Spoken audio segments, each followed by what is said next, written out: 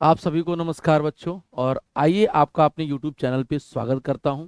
और आज के लेक्चर में हम लोग बेटा देखने वाले हैं जो चैप्टर है ये हेलो एल्केन और हेलो एरीन का। ये चैप्टर बहुत बेहतरीन है, सवाल पूछे जाते हैं बोर्ड में। तो आज हम कोशिश करेंगे कि आपका ये चैप्टर कम टाइम में और अच्छे बेहतरीन तरीके से कंप्लीट कर लूँ। याद रखिएगा कि चैप्टर को स्किप मत करिएगा, पूरी वीडियो देखिएगा। मैं कम टाइम में ये चैप्टर फिनिश करूंगा, राइट। चलिए स्टार्ट करते हैं। तो आते हैं फर्स्ट चैप्टर हमारा, ये जो ऑर्गेनिक का फर्स्ट चैप्टर अपना है। उस चैप्टर में हम लोग देखते हैं कि क्या करना है। सबसे पहले हम बात करेंगे अपने इंट्रोडक्शन से कि अपना इंट्रोडक्शन में क्या क्या अपना मिलेगा देखने को, ये ध्यान देने वाली बात है। सबसे पहले इंट्रोडक्शन बताएंगे आपको, फिर उसके बाद type of mono halogenated derivative बताएंगे आपको, है ना। फिर आपको कैसे बनाना है method of preparation of halo alkane from alcohol, method of preparation halo alkane alkene से बनाना है, method of preparation halo alkane from halogen exchange से बनाना है। ये बात आपको मैं बता दिया हूँ। इसके बाद हम लोग आगे बढ़ते हैं। सबसे पहले हम बात करते हैं आपसे कि इंट्रोडक्शन क्या होता है। बेटा इंट्रोडक्शन में क्या देखना है अपने को, तब समझ में आएगा। तो ध्यान दीजिएगा। एक्चुअली एल्केन से एल्केन का फॉर्मूला होता है CnH2n+2, राइट। और इसमें से आपको एक H निकालना होगा। तो ये जो फॉर्मूला होता है अपना बन जाएगा CnH2n+1, एक बॉन्ड फ्री मिल जाएगा, है ना।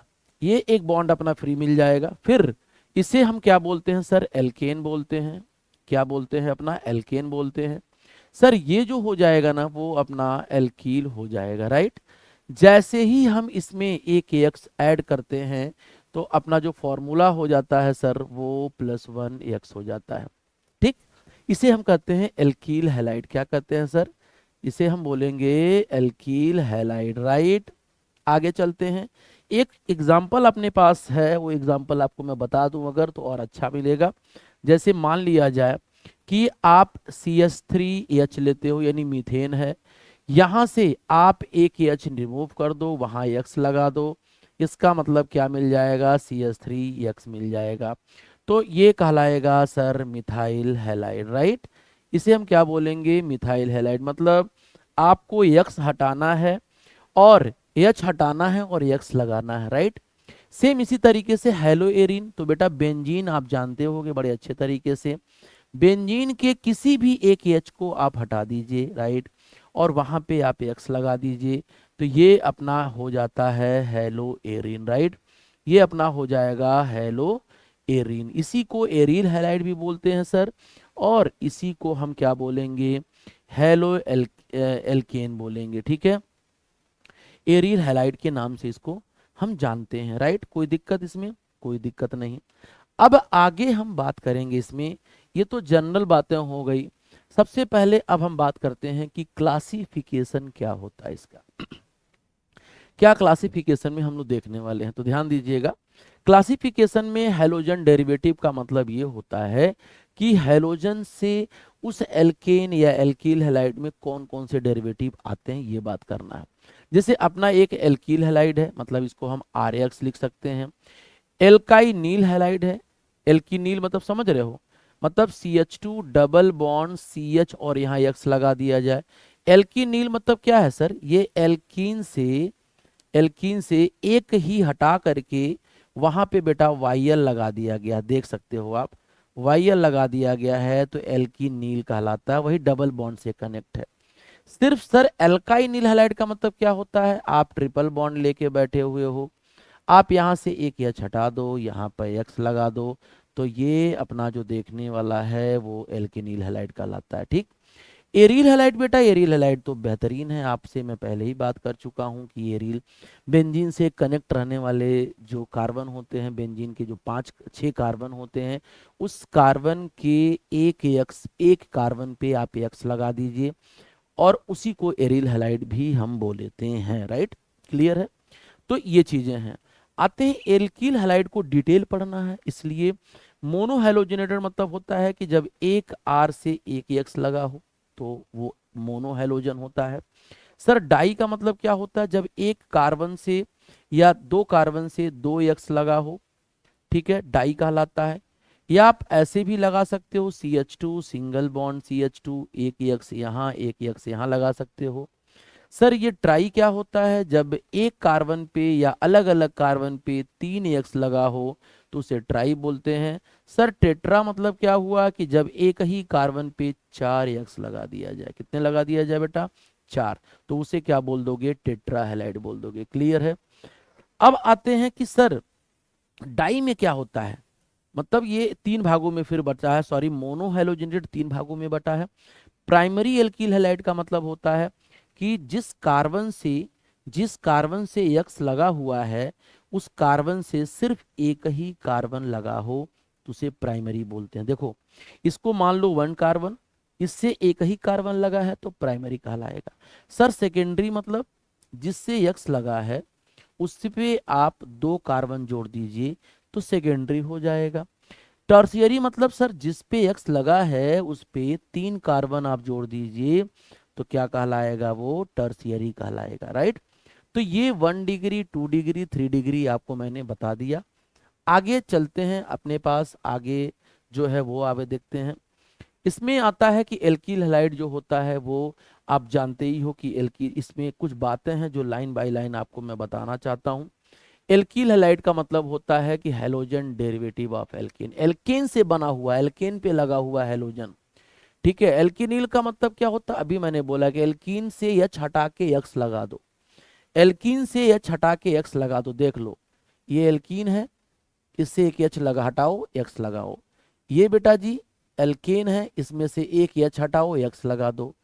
अल्काइनिल का मतलब क्या होता है सर, एक एच हटाओ एक्स लगा दो। एरिल हैलाइड में पहले ही बता दिया हूं कि आप बेंजीन के ऊपर एक एक्स लगा दो तो वो अपना एरिल हैलाइड कहलाता है ना। क्लियर है मेरी बात। चलो आगे चलते हैं। अब आता है एल्कील हैलाइड जो मोनोहैलोजिनेटेड है, मतलब एक एक्स के, जिस कार्बन से, सुनना, जिस कार्बन से एक्स लगा है उस कार्बन से सिर्फ एक ही कार्बन लगा हो तो उसे 1 डिग्री कहते हैं, पहले मैंने बता दिया। जिस कार्बन से बेटा जी एक्स लगा है उससे अगर 2 कार्बन लगा है तो सर ये क्या कहलाएगा, 2 डिग्री। बैलेंसी मत देखो कार्बन की, मैं सीधे सीधे आपको तरीके से समझाता हूँ। ये अपना 3 डिग्री कार्बन है तो ये 3 डिग्री हैलाइड कहलाएगा। तो ये अपना 1 डिग्री 2 डिग्री और 3 डिग्री हैलाइड की कैटेगरी आती है। राइट। आगे चलते हैं, ये बात समझ में आ गई आपको। चलिए फिर आता है डाई हैलाइड का मतलब क्या होता है, जब एक कार्बन से, देखो ध्यान से, जब एक ही कार्बन से, मान लो एक कार्बन पे 2 हाइड्रोजन है और 2 एक्स है, तो इसे कहते हैं बेटा जेम डाई हैलाइड। क्या कहते हैं, जेम डाई हैलाइड बोलते हैं। राइट। और सर जब एक ही कार्बन पे नहीं, अलग अलग कार्बन पे बेटा, अलग अलग एडजेसेंट कार्बन पे अगर हम एक्स लगा दें तो ये कहलाता है अपना विसिनल डाई हैलाइड कहते हैं बेटा। ये क्या कहलाता है सर, विसिनल डाई हैलाइड। तो ये बात आपको समझ में आ गई होगी, क्लियर हो गया होगा अच्छे से। ये बात ध्यान देने वाला है कि जब विसिनल होता है तो एक अलग अलग कार्बन पे, एडजेसेंट कार्बन पे 2 एक्स लगा होता है। सर जब जेमिनल होता है तो एक ही कार्बन पे दोनों एक्स लगा होता है, आप देख लीजिए इस जगह पे, ये जेमिनल कहलाता है। राइट। आगे चलते हैं। सर ट्राई हैलाइड की कैटेगरी क्या होती है, ट्राई हैलाइड का जो जनरल फॉर्मूला होता है सर वो होता है, आप देख रहे होंगे स्क्रीन पे, CnH2n-1x3। ठीक। यानी एक कार्बन पे 3 एक्स लगा हो तो उसे ट्राई कहते हैं। जैसे आप पढ़े होगे ना, CH3 का नाम सुने होगे आप, जिसे क्या कहते हैं, हैलो फॉर्म कहते हैं। ठीक है। इसका नाम एक्चुअली जो होता है इसे क्या कहते हैं बेटा, इसे कहते हैं आइडोफॉर्म कहते हैं। राइट। 3 है, 3 कार्बन, 3 हाइड्रोजन एक ही कार्बन पे है, या इसे कहते हैं ट्राई आइडो मीथेन कहते हैं बेटा। क्या कहते हैं, ट्राई आइडो मीथेन कहलाता है। ये कहानी हो गया। ठीक है। आगे चलते हैं सर। ये देखो ये आप अगर चारों हाइड्रोजन हटा दिए क्लोरीन से तो टेट्रा हैलाइड कहलाएगा। अगर ये चारों हाइड्रोजन हटा दिए तो हैलोमीथेन कहलाता। मतलब ये समझ लीजिए कि आपने चारों हाइड्रोजन को रिप्लेस कर दिया किससे, 4 क्लोरीन से।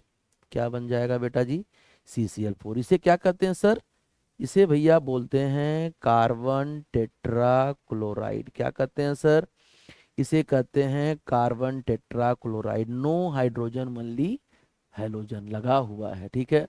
क्लियर हो गया। समझ में आ गया? देखो, चैनल को सब्सक्राइब कर लो और चैनल पे बने रहो, तो आपको मैं दावा करता हूँ, गारंटी देता हूँ, विश्वास दिलाता हूँ कि आपको अच्छे अच्छे कंटेंट दूंगा, राइट? चलिए, टाइम नहीं वेस्ट करेंगे, क्योंकि वन शॉट में कोशिश करता हूँ 1 से 1.5 घंटे में क्लियर कर सकूँ। थोड़ा सा लेट हो सकता है, कोई बात नहीं। अच्छा है। पर हेलोइथेन का मतलब क्या होता है कि सर, 2 कार्बन है और दोनों पे सारे लगे हुए हैं एक्स अपने, सारे एक्स लगे हुए हैं, आप देख सकते हो, नो हाइड्रोजन, कोई हाइड्रोजन नहीं है, सिर्फ और सिर्फ एक्स लगे रहे हों, तो इसे आप हेक्सा हेलो इथेन भी बोल सकते हैं। हेक्सा क्यों बेटा? क्योंकि 6 हेलोजन है, तो सर हेक्सा हेलो इथेन के नाम से जाना जाता है। इसे इसे हेक्सा हेलो इथेन बोलते हैं, या इसको कॉमनली पर हेलो इथेन बोला जाता है। ठीक है, इसे क्या बोलेंगे? पर हेलो इथेन। चलिए, ये बात क्लियर हो गई होगी आपको, आगे चलते हैं। अब आपको मैं बताता हूं कि मोनो हेलोजन डेरिवेटिव कितने होते हैं। क्या होता है मोनो हेलोजन डेरिवेटिव की टाइप? मतलब एक ही यक्स लगा हो और एक ही यक्स से कितने कार्बन डायरेक्ट टच में है, वो मतलब है। जैसे आप अगर इस कार्बन को अल्फा ले लो, जहां सीएल लगा हुआ है, कितने कार्बन कनेक्ट है डायरेक्ट? एक कार्बन कनेक्ट है। इसका मतलब क्या हो जाएगा? प्राइमरी। अगर एक कार्बन से जहां हेलोजन अटैच है एक ही कार्बन कनेक्ट है, तो उसे क्या बोल देना? प्राइमरी कहलाता है, प्राइमरी हैलाइड कहलाता है, राइट? अगर उस कार्बन से बेटा, जिस कार्बन पे सीएल लगा हुआ है, उससे 2 लोग कनेक्ट है डायरेक्ट, तो उसे सेकेंडरी बोलते हैं। एक ही कार्बन पे जहां सीएल लगा हुआ है, हेलोजन लगा हुआ है, अगर 3 लोग कनेक्ट हैं, तो उसे क्या बोल देना? टर्सियरी बोल देना। बात समझ में आ रही मेरी बात? क्लियर है? आगे चलिए। तो ये चीजें हैं। सर, एलाइलिक हैलाइड क्या होता है? बहुत सारे बच्चे कंफ्यूज होते हैं एलाइलिक और बेंजाइलिक में। तो एलाइलिक की बात कैसे होती है मैं आपको बताता हूँ, ध्यान से सुनिएगा, गौर से सुनिए एकदम। एलाइलिक का मतलब क्या होता है कि डबल बॉन्ड के बगल वाला कार्बन, जैसे आप ऐसे समझिए, ये CH2 डबल बॉन्ड CH है और ये CH3 है, राइट? तो सर, इस कार्बन को ही हम एलाइलिक कार्बन कहते हैं। ये कार्बन जो कहलाता है, ये अपना एलाइलिक कार्बन कहलाता है। जस्ट डबल बॉन्ड के बगल वाला कार्बन, देखो ध्यान से, डबल बॉन्ड के बगल वाला कार्बन एलाइलिक कार्बन, जिसका हाइब्रिडाइजेशन क्या हो? sp3 हो, राइट? तो यहां से सर क्या करना है, इस जगह से एक एच हटा लो और वहां पे एक्स लगा दो, तो क्या बनेगा सर? CH2 बन जाएगा, CH बन जाएगा, CH2 बन जाएगा, और यहां पे एक एक्स लगा दोगे, तो सर यही कहलाएगा हमारा एलाइलिक हैलाइड। ठीक है, बहुत बेहतरीन कॉन्सेप्ट है बेटा, ध्यान से सुनना एकदम। ये कहलाता है एलाइलिक हैलाइड। ठीक, आगे चलिए। सर, बेंजाइलिक हैलाइड क्या कहलाता है? तो याद रखना, बेंजाइलिक हैलाइड उसे कहते हैं जब डबल बॉन्ड, ये बेंजीन है और बेंजीन के ऊपर CH3 आप लगा दीजिए, कंपाउंड जिसमें हेलोजन एटम sp3 कार्बन से जुड़ा हो। जैसे अब यहां से क्या करो, एक एच उड़ा दो यहां से, इस वाले कार्बन से, जो sp3 वाला कार्बन है बेटा, उससे एक एच उड़ा दो, तो क्या बन जाएगा? CH2। और अब अपना क्या बन जाएगा? इसे कहेंगे बेंजाइलिक कंपाउंड, बेंजाइलिक कंपाउंड, और इस कार्बन को ही हम बेंजाइलिक कार्बन कहते हैं, राइट? है ना? अब अगर इस कार्बन पे आप एक्स लगा देते हो यहां पे, तो अगर इस कार्बन पे एक्स लगाओगे, तो इसको हम क्या बोलेंगे? Benzylic halide. सर, इसी हैलोजन को हम बेंजाइलिक हैलाइड, क्योंकि बेंजाइलिक कार्बन से वो जुड़ा हुआ है, क्योंकि वो बेंजाइलिक कार्बन से जुड़ा हुआ है सर, है ना बेटा? तो बेंजाइलिक हैलाइड उसे बोल देना। एकदम बेसिक से बेटा बता रहे हैं, तो बेसिक से एकदम। ठीक है, अब आ जाओ, बिनाइलिक हैलाइड क्या कहलाता है? बिनाइलिक, बिनाइलिक का मतलब क्या हुआ सर? जब डबल बॉन्ड वाले कार्बन से आप इस sp2 हाइब्रिडाइज कार्बन से आप एक एच यहां से हटा दीजिए और वहां एक्स लगा दीजिए, तो उस कार्बन को हम क्या बोलेंगे सर?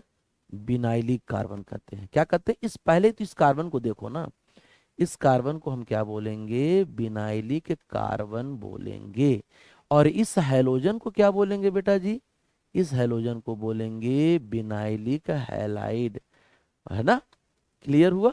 आगे चलते हैं, ध्यान देते हैं अपनी अदर वाली बात पे, बहुत ज्यादा टाइम नहीं लगाना है, एक एक एग्जांपल समझाता हूं, मेन मेन रिएक्शन आगे चलना है। देखो ये तुम्हारा डबल बॉन्ड है, डबल बॉन्ड वाले कार्बन पे sp2 है बेटा जी, उससे बगल वाला हाइड्रोजन है, तो इसे क्या कहेंगे हम, इसको भी हम एलाइलिक, बहुत सारे बच्चे इसको बेंजीन समझते हैं, लेकिन बेंजीन नहीं होता है। तो इसे क्या बोलेंगे हम लोग, इसको भी बोलेंगे सर जी विनाइलिक हैलाइड, राइट। मजा आ रहा है ना, ओके देखिए ध्यान से। एरिल हैलाइड क्या कहते हैं बेटा, अब आ जाओ, अब बोलोगे सर इसी को तो बेंजीन बोलते हैं, यही बेंजीन कहलाता है, इसी को क्या बोलते हैं, बेंजीन कहते हैं। आगो, तो सर ये अपना बेंजीन रिंग है, और बेंजीन से आप एच हटा दो, यहां से उस एच को हटा दो और उसके जगह एक्स लगा दो, बहुत सही, वेरी गुड। तो सर यहाँ क्या बनेगा, एक्स बनेगा, और इसी को क्या कहते हैं, एरिल हैलाइड बोलते हैं सर, या यही एरिल हैलाइड कहलाता है, या इसी को हम बोलते हैं सर हेलो एरिन, क्या कहते हैं सर, हेलो एरिन, ठीक है, तो ये कहलाता है। आगे चलिए, अब देखो नेम जरा देख लिया जाए ना, एलाइलिक हैलाइड का मतलब क्या होता है, एलाइलिक हैलाइड का मतलब ये होता है कि सी एच, और यहां पर क्या है, इस जगह क्या है, एक्स लगा है, क्लोरो है ना सर, क्लोराइड लगा दो, यहां पर Cl लगा दो, तो 1 2, तो 1 क्लोरो क्या हो जाएगा, 1 क्लोरो इथीन हो जाएगा।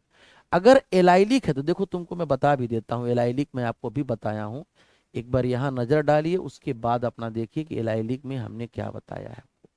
देखिए ध्यान से, ये एलाइलिक है, देखो इस जगह पे डबल बॉन्ड के बगल वाला कार्बन जिसपे sp3 हाइब्रिडाइजेशन हो, तो वो बात आपको पूछ रहा है, तो इसका मतलब हो जाएगा अपना, ये ध्यान दीजिएगा, ये बात पूछ रहा है, मतलब क्या हुआ है, CH2 double bond CH, CH2 और Cl।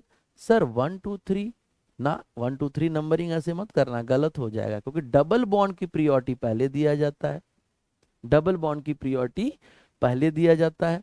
तो कहाँ पे है ये, 3 नंबर पे क्लोरो है, और ये प्रोप 1 इन है, तो 3 नंबर पे क्लोरो है, 3 क्लोरो प्रोप 1 इन, वह या 1 प्रोपीन हो जाएगा, बात खत्म है ना।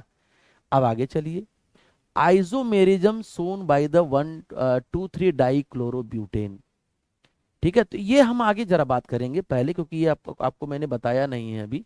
तो अब आ जाइए, हम लोग चलते हैं मेथड ऑफ प्रिपरेशन पे, इसी चीज का इंतजार था, और यही टॉपिक में आपको बहुत सारे सवाल मिलेंगे, इतने बेहतरीन सवाल मिलेंगे कि आपको देख करके खुशी मिलेगी, आत्मा खुश हो जाएगा, मन लगेगा, पेपर पाते ही आप एकदम मस्ती में झूमने लगेंगे। बस ध्यान देना क्या मैं बता रहा हूँ, याद रखना ये लूकस टेस्ट होता है 1 डिग्री 2 डिग्री 3 डिग्री में, लेकिन आपको ये एनहाइड्रस क्या है, तो ये डिहाइड्रेटिंग एजेंट है, ये पानी निकालेगा, क्योंकि पानी जहां बनेगा उसको ये बाहर करके फेंक देगा, है ना, डिहाइड्रेटिंग एजेंट है। मैं ये रिएजेंट का फंक्शन भी बता रहा हूँ, ध्यान से सुनते चलो। सर यहां से H2O निकाल लीजिएगा और RX बन जाएगा, बात क्लियर है। यहां पे देखो, यहां पर भी वही बनेगा, यहां पर भी सर पहली बात तो NaHSO4 निकलेगा, और OH निकालो, Br लगाओ, देखो बन गया। रिएजेंट पहचानो, PX3 है, PX3 है, यानी OH हटाओ, 3X है, 3X लगा दो, देखो बन गया, ठीक। PCl5 है, तो मैंने आपको ट्रिक सिखाया था, आप एक बार ट्रिक देख लीजिए, अगर आपको PCl5 से रिएक्शन करने के लिए कह रहा है तो ऐसे तोड़ना, कैसे तोड़ोगे सर, ऐसे तोड़ना, देखो एक कट यहाँ मारना, एक कट यहाँ मारना, मार दिया आपने, बिल्कुल, एक Cl इधर लगाना, एक Cl इधर लगाना, PCl5 है, PCl5 है, और ये बीच में लिख देना PCl3। सर क्या बना, सर क्या बना, देख लो ना बना क्या, RCl बन गया, सर POCl3 बन गया, बिल्कुल सही बात है, HCl बन गया, राइट। क्यों दो ही Cl टूट रहा है, PCl3 अलग हो रहा है, क्यों, क्योंकि एक थोड़ा सा नॉलेज आपको बता दूं कि ये Cl होता है, ये Cl, ये Cl, और ये जो ज्योमेट्री होता है ना बेटा, वो ट्राइगोनल बाइपिरामिडल होता है, और ये वाला जो बॉन्ड होता है ना बेटा, वो एक्सियल होता है, और ये इक्विटोरियल पोजीशन होते हैं, बॉन्ड होते हैं। सर एक्सियल बॉन्ड बड़ा होता है इक्विटोरियल से, इसीलिए एक्सियल वाला टूटता है और प्रोडक्ट बनाता है, याद रखना। आगे चलते हैं, यही काम यहाँ भी करेगा। X2 के Br2 I2 लेना है, रेड फास्फोरस अगर कहीं भी लिखा हो, किसी भी रिएक्शन में एल्कोहल दिया हो, रेड फास्फोरस दिया हो, आंख बंद करके OH उड़ा दीजिएगा और X लगा दीजिएगा। आंख बंद करके X उड़ा दीजिएगा, OH और X लगा दीजिएगा, हमारा काम हो जाएगा। रिएजेंट पहचानना। सर डार्जन, ये देखो SOCl2 है, तो इसको भी कट कैसे करोगे, मैं आपको ट्रिक बता देता हूँ, बेहतरीन ट्रिक बता देता हूँ। कट करो, यहाँ 2 बॉन्ड कट करो। एक आपको दो अपने पास Cl बेटा है, तो एक Cl इधर, एक Cl इधर, एक SO इधर। देखो बना क्या, ये हमेशा के लिए, ऐसा नहीं कि कभी हट जाएगा ये। तो सर RCl, सर SO2, ये गैस में निकल गया, ये Cl। तो पूछता है कि डार्जन जो डार्जन रिएक्शन होते हैं वो सबसे बेस्ट मेथड क्यों होता है, ये बोर्ड में पूछा हुआ है। ये बात ध्यान दीजिएगा, बोर्ड की पूछी हुई बातें मैं आपसे करूंगा आज इस लेक्चर में। तो ये पूछा हुआ है कि क्यों डार्जन this is a best method for preparation of RX। तो बताना, क्योंकि जो हमारा SO2 गैस है, जो हमारा HCl है, दोनों गैस फेज में बाहर जाता है, तो अच्छा खासा अमाउंट मेरा RCl बन जाता है। इसलिए ये मेथड सबसे बेहतरीन मेथड होता है, मज़ेदार मेथड होता है। इससे आप जो RX बनाओगे अच्छा खासा यील्डिंग होती है, राइट।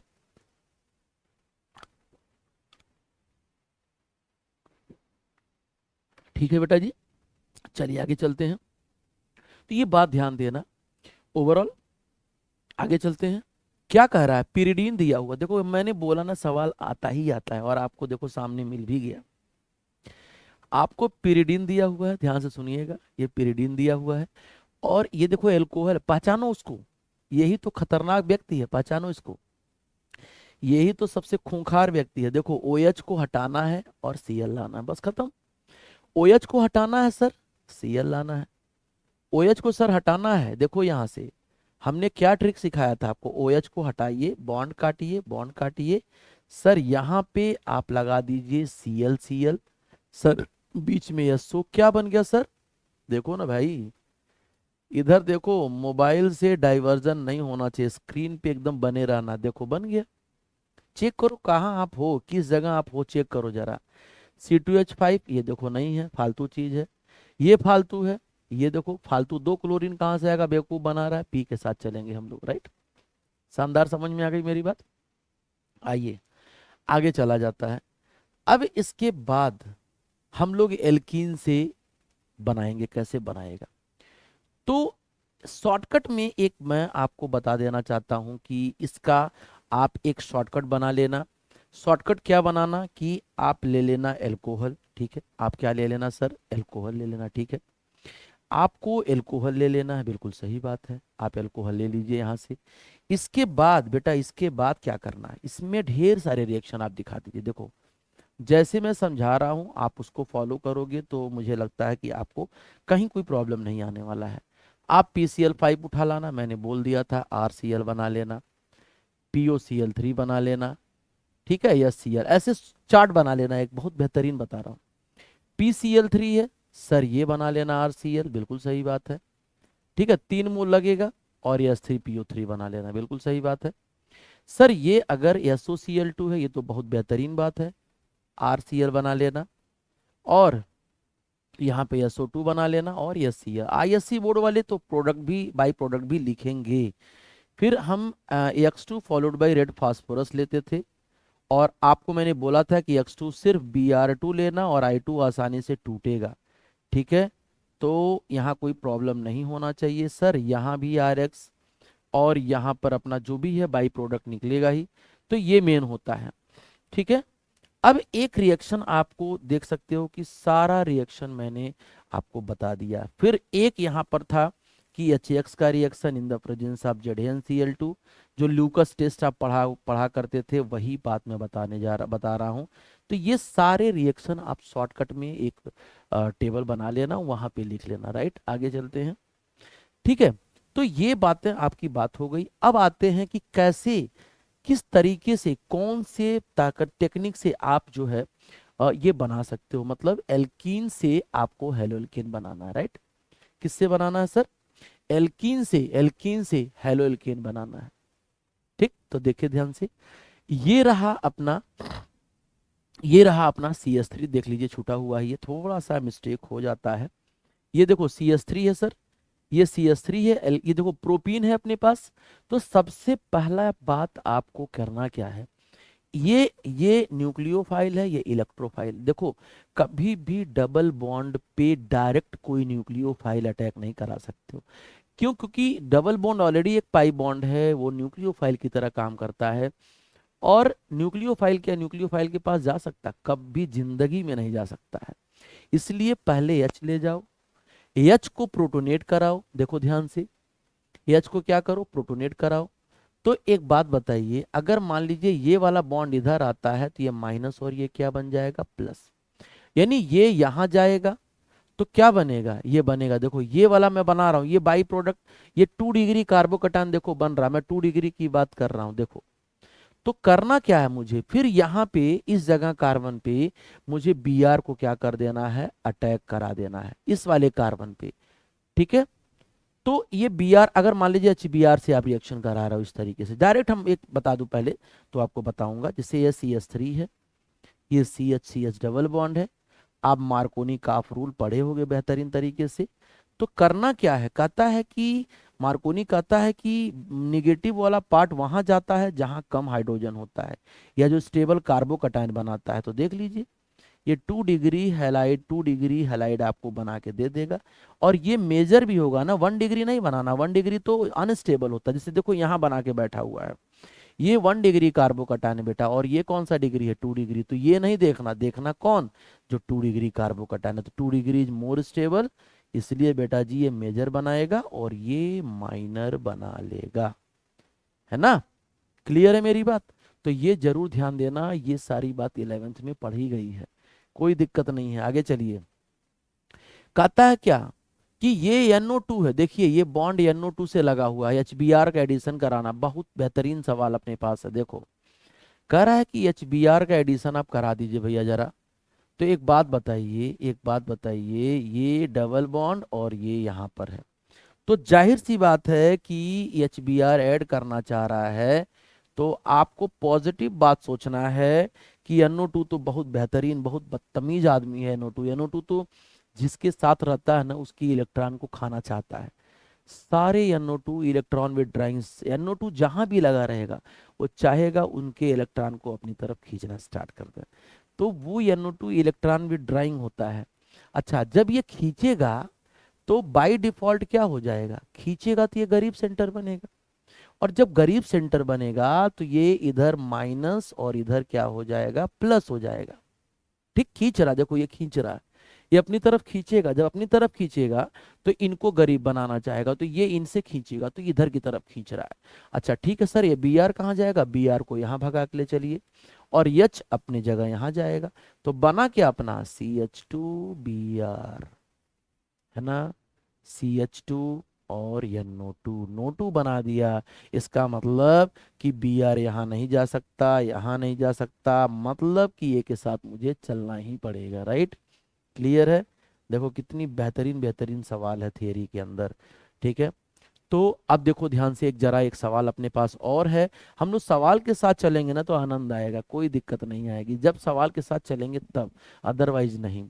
देखिए, which one of the following is correct reaction. बेटा एक बात बताओ, एक बात बताओ, पेरोक्साइड लिखा था, आपको पता है एंटीमार है ये एंटीमार है। एंटीमार, एंटीमार ने क्या कहा कि भैया एच वहां जाएगा ना, सॉरी मतलब Br वहां जाएगा जहां ज्यादा हाइड्रोजन होता है। तो चलो ना इसके साथ। लेकिन एक बात आपको नहीं याद होगा, शायद मैं याद दिलाना चाहता हूं कि बेटा जी ये फ्री रेडिकल का मैकेनिज्म होता है, क्योंकि जो पेरोक्साइड होता है ना वो ऑर्गेनिक पेरोक्साइड होता है, तो ये फ्री रेडिकल की बात करता है। तो याद रखिएगा, इसको यहाँ ले चलिएगा, इसको यहाँ ले चलिएगा। बेटा ये अपना रिवीजन क्लास है, वन शॉट क्लास है, तो मैकेनिज्म की बात मैं नहीं कर सकता क्योंकि टाइम ज़्यादा लगेगा। यानी फ्री रेडिकल्स ये एंटी मार्कोनी एडिशन रिएक्शन होता है, इलेक्ट्रोफिलिक नहीं होगा, मार्कोनी काफ नहीं होगा, न्यूक्लियोफिलिक नहीं होगा। सर एंटी मार के साथ हम लोग चलेंगे, है कि नहीं? क्लियर है? कोई दिक्कत? कोई दिक्कत नहीं है भैया, आप लोग ध्यान से लगे रहिए। कंटिन्यू लगे रहिए, कहीं कोई दिक्कत नहीं आएगा, मैं प्रॉमिस करता हूँ आपको।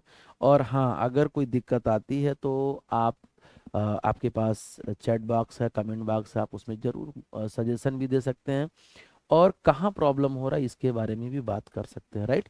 चलिए आगे चलते हैं, बात टाइम नहीं वेस्ट करेंगे, ठीक है। ये आइए देखिए, ये CH3CH2 है, ये इंटर हैलोजन कंपाउंड है बेटा। Cl is more electronegative than I, तो I जाएगा पॉजिटिव के साथ, Cl जाएगा नेगेटिव के साथ। बात समझ में आ गई। तो करना क्या है, करना ये है कि आप इसको मार्कोनी काप से लगाइए। मार्कोनी काप से कहता है कि नेगेटिव वहां जाएगा जहां ज्यादा कम हाइड्रोजन है। तो क्या दिक्कत है, आप यहाँ पर लगा दीजिए Cl और यहाँ लगा दीजिए I, बस खत्म बात। तो कहाँ गया आप देख लीजिए जरा, आप कहाँ हैं यहाँ पर, ICl बस B के साथ, चलिए नो प्रॉब्लम, है कि नहीं। चलिए आगे चलते हैं। तो ये रहा अपना। अब आते हैं बेटा method of preparation of halo alkane from halogen exchange. क्या बात है, ये क्यों हेलोजन एक्सचेंज वाली कहानी हम बात कर रहे हैं। सर एक बात बता दूं कि बहुत सारे ऐसे कंपाउंड होते हैं जो डायरेक्ट फ्लोरिनेशन, डायरेक्ट हेलोजिनेशन नहीं करा सकते। क्यों डायरेक्ट नहीं करा सकते सर, इसलिए नहीं करा सकते क्योंकि बहुत सारे ऐसे होते हैं जो एक्सप्लोसिव होते हैं सर। क्या होते हैं, एक्सप्लोसिव होते हैं। जैसे आप बोलोगे सर क्या हम मीथेन का फ्लोरिनेशन नहीं करा सकते हैं क्या, मीथेन का फ्लोरिनेशन करा के हम मीथेन नहीं मिथाइल फ्लोराइड नहीं बना सकते ना, कभी नहीं बन सकता। क्यों नहीं बन सकता, क्योंकि जैसे ही आप मीथेन का फ्लोरिनेशन कराने जाओगे, वैसे ही वो मीथेन क्या करेगा, मिथ फ्लोरीन क्या करेगा, मीथेन को तोड़ देगा और कार्बन और HF बनाना स्टार्ट कर देगा। मुझे क्या चाहिए था, मिथाइल फ्लोराइड। बनाया क्या उसने, कार्बन बना लिया, और कार्बन के साथ बना लिया क्या, कार्बन के साथ जो बनाया उसने वो बना लिया, अलग कर दिया, और HF अलग बना लिया। तो मुझे वो बात नहीं करनी है, उसकी चर्चा नहीं करनी। तो दुश्मन नहीं ढूंढना है, दोस्त ढूंढना है, वही बात है।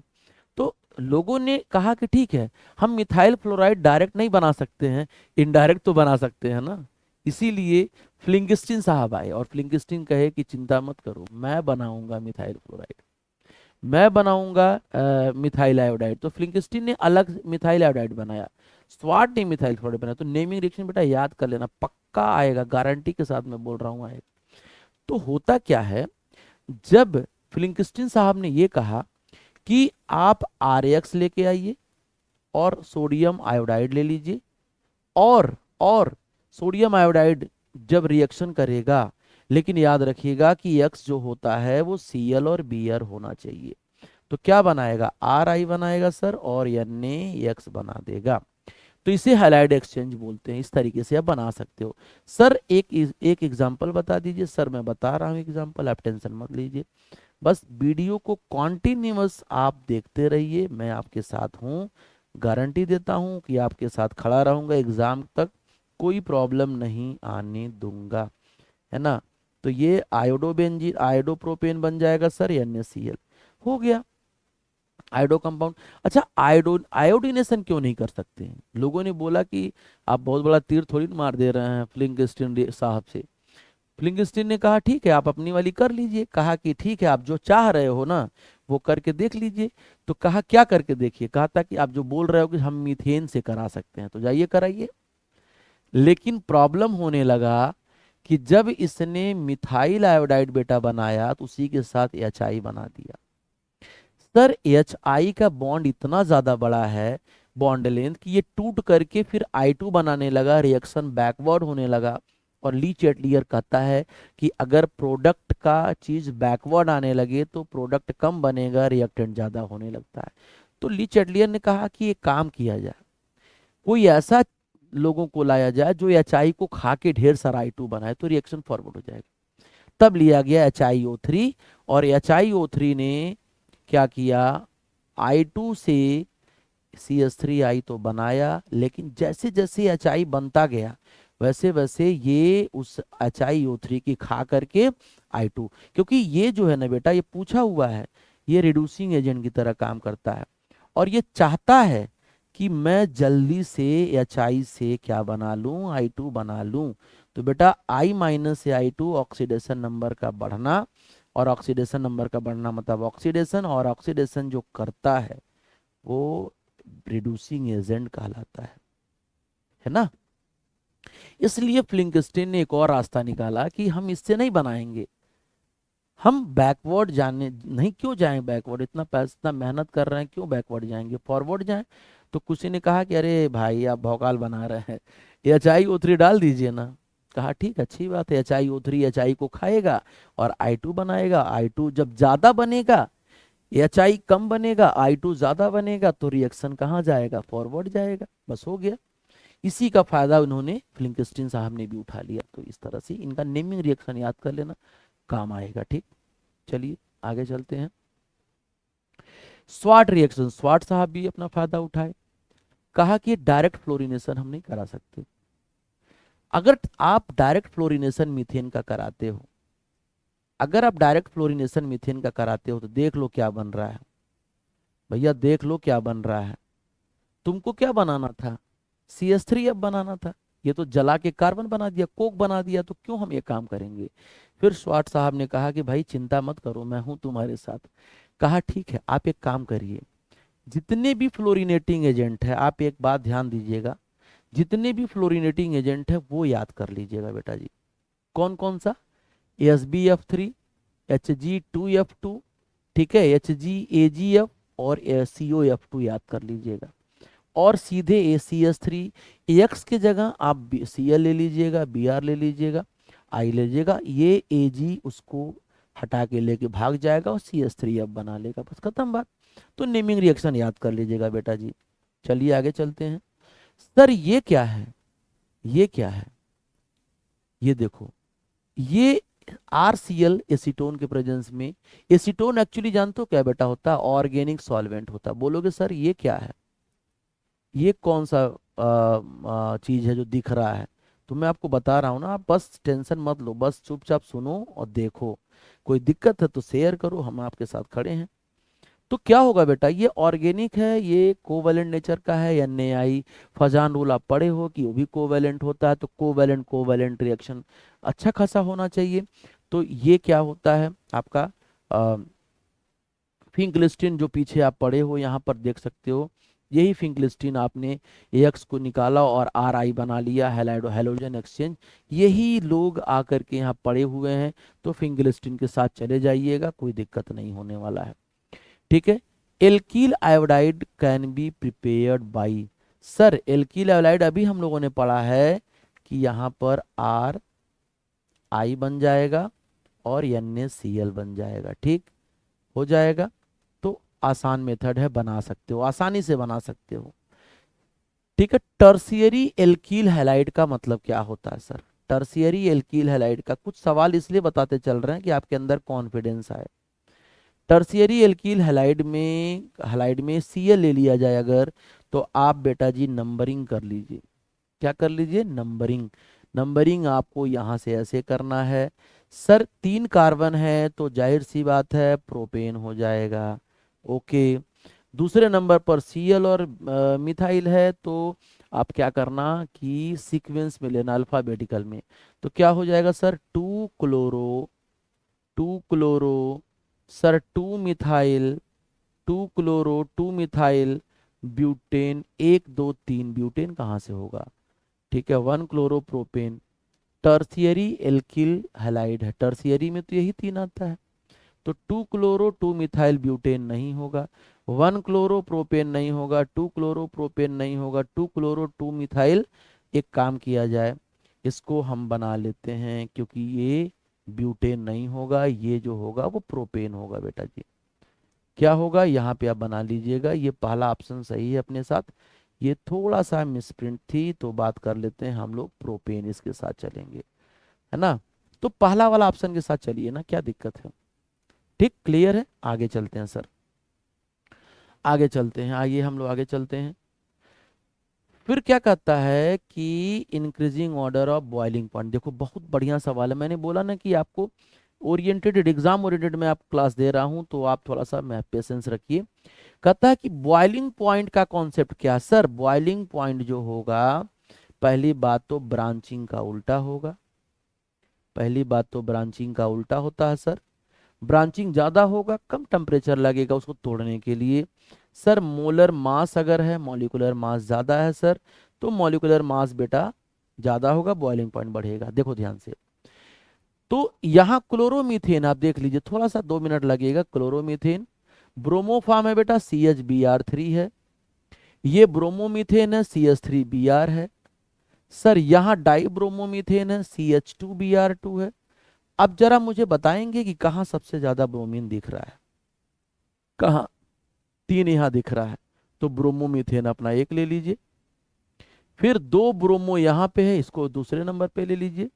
फिर 1 ब्रोमो यहाँ पर है, तीसरे तीसरे नंबर पर ले लीजिए, ये तीसरे नंबर पे आ जाएगा, और ये लास्ट चौथे नंबर पे। मतलब कि पहला होगा, दूसरा दिख रहा है, तीसरा दिख रहा है, चौथा दिख रहा है। याद कर लेना बेटा, मैं बता रहा हूँ ध्यान से, पक्का पेपर में आएगा और गारंटी देता हूँ। सर 1 क्लोरोप्रोपेन, इसका भी जरा देख लो। 1 क्लोरोप्रोपेन का मतलब क्या होगा? 1Cl। आइसोप्रोपिल क्लोराइड है बेटा, तो आइसोप्रोपिल क्लोराइड कुछ ऐसा दिखता है। 1 क्लोरोब्यूटेन है सर, 3 के बजाय 4 कार्बन इसने दे रखा है, तो सर 4 कार्बन में Cl आ जाएगा। ठीक, क्लियर है? तो एक बात बताइए, सबसे ज्यादा कहाँ दिख रहा है आपको? सबसे ज्यादा कहाँ दिख रहा है?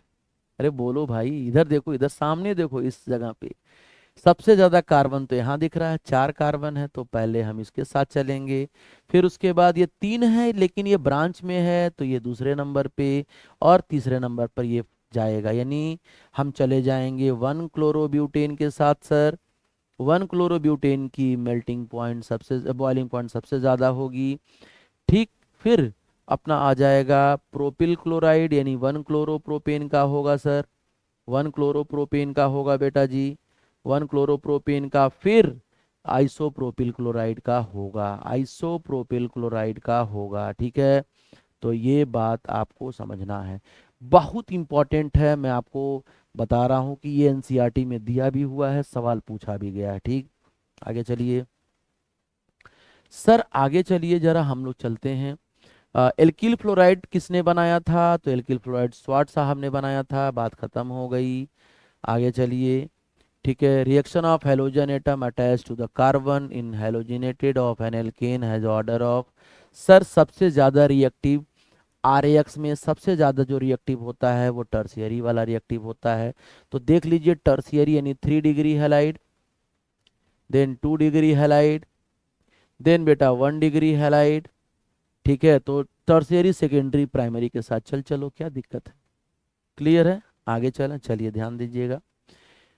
अब आपसे क्या पूछ रहा है कि condition leading to the best yielding, best yielding कौन बनाएगा, कौन सबसे ज्यादा C2H5Cl बनाएगा? मतलब आप अगर ये C2H5Cl बनाना चाह रहे हो, तो याद रखना, मुझे एक्सेस Cl2 नहीं चाहिए। अगर Cl2 एक्सेस, देखना बहुत ध्यान वाली बात है, अगर Cl2 एक्सेस देते हो तो इसका मतलब वो तब तक उसको छेड़ेगा जब तक उसके पास CH दिखाई देगा, वो तब तक रिएक्शन करेगा।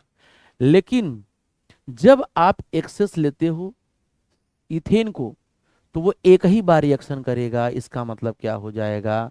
CH3CH2Cl एक ही बार में बनाएगा। तो हम पहले वाले के साथ चलेंगे। क्लियर है? एकदम बेहतरीन है। HBr रिएक्ट फास्टेस्ट विथ, बेटा HBr किसके साथ सबसे तेज रिएक्शन करेगा? तो देखो, 3 डिग्री ढूंढो, कहाँ है? 3 कार्बन है, बिल्कुल 3 कार्बन है। एक पर OH है, बिल्कुल एक पर है। 2 पे मिथाइल ग्रुप है, तो यार जरा देख लो जरा, तो क्या दिया होगा? ये हो गया 2 क्लोरोप्यू, यही तो है अपना, यही तो टारगेट है अपना, देख लो सर, ये है प्रोपेन 2। तो एक बात बताओ, ये OH निकलेगा तो कार्बोकैटायन बनाएगा, जल्दी से बनाएगा। तो 2 मिथाइल प्रोपेन 2 ऑल के साथ चलो, अच्छी बात है।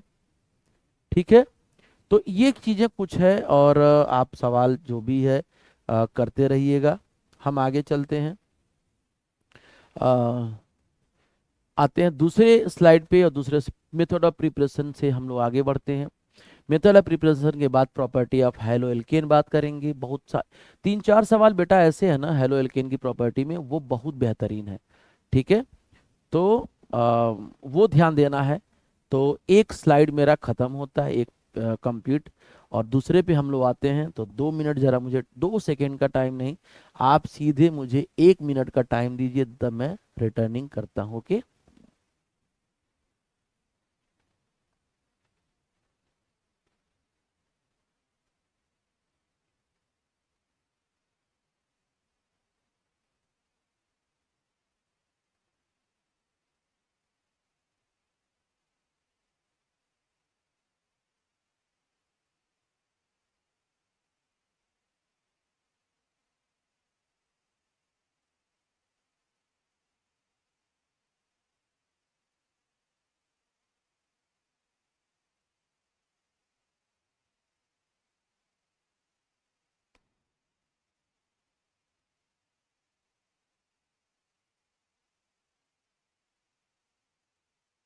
चलिए मैं वापस आ गया और फिर ले चलता हूँ आपको कंटिन्यूस लेक्चर में, क्योंकि टाइम वेस्ट नहीं करना है। जैसा कि कमिटमेंट में किया हूँ कि आपको 1 से 1.5 घंटे, 1.5 से 2 घंटे में ये लेक्चर ख़त्म किया जाएगा, तो मैं उसी पैटर्न पे चलूँगा और आपको जल्दी से जल्दी कम टाइम में आपको रिवीजन दूंगा, टेंशन मत लीजिए, ठीक है। आइए अब आते हैं बेटा प्रॉपर्टी ऑफ हेलो एल्केन। ठीक, क्या क्या है, आपको बॉइलिंग पॉइंट देखना है, मेल्टिंग पॉइंट देखना है, राइट, आपको डाइपोल मोमेंट देखना है, आपको सॉल्युबिलिटी देखना है। ये तीन दो क्वेश्चन तो बहुत पूछा हुआ है, मैं आपको बता रहा हूँ। वो हम विशेष बात करेंगे, बाकी हम बात नहीं करेंगे क्योंकि बाकी कोई मतलब नहीं है। ठीक है, तो सबसे ज़्यादा हम लोग आते हैं मेल्टिंग और बॉइलिंग पॉइंट में। तो याद रखिएगा इसकी खासियत क्या है, पूछता क्या है इसके अंदर, ध्यान दीजिएगा। कह क्या रहा है कि boiling point depend upon the intermolecular force of attraction and hence boiling point of chloride, bromide and iodide are considerably higher than those of hydrocarbon of molecular mass and boiling point decrease with. ये तो पहले मैंने बोल दिया था आपसे, ये बहुत बड़ा दम नहीं है इसके अंदर।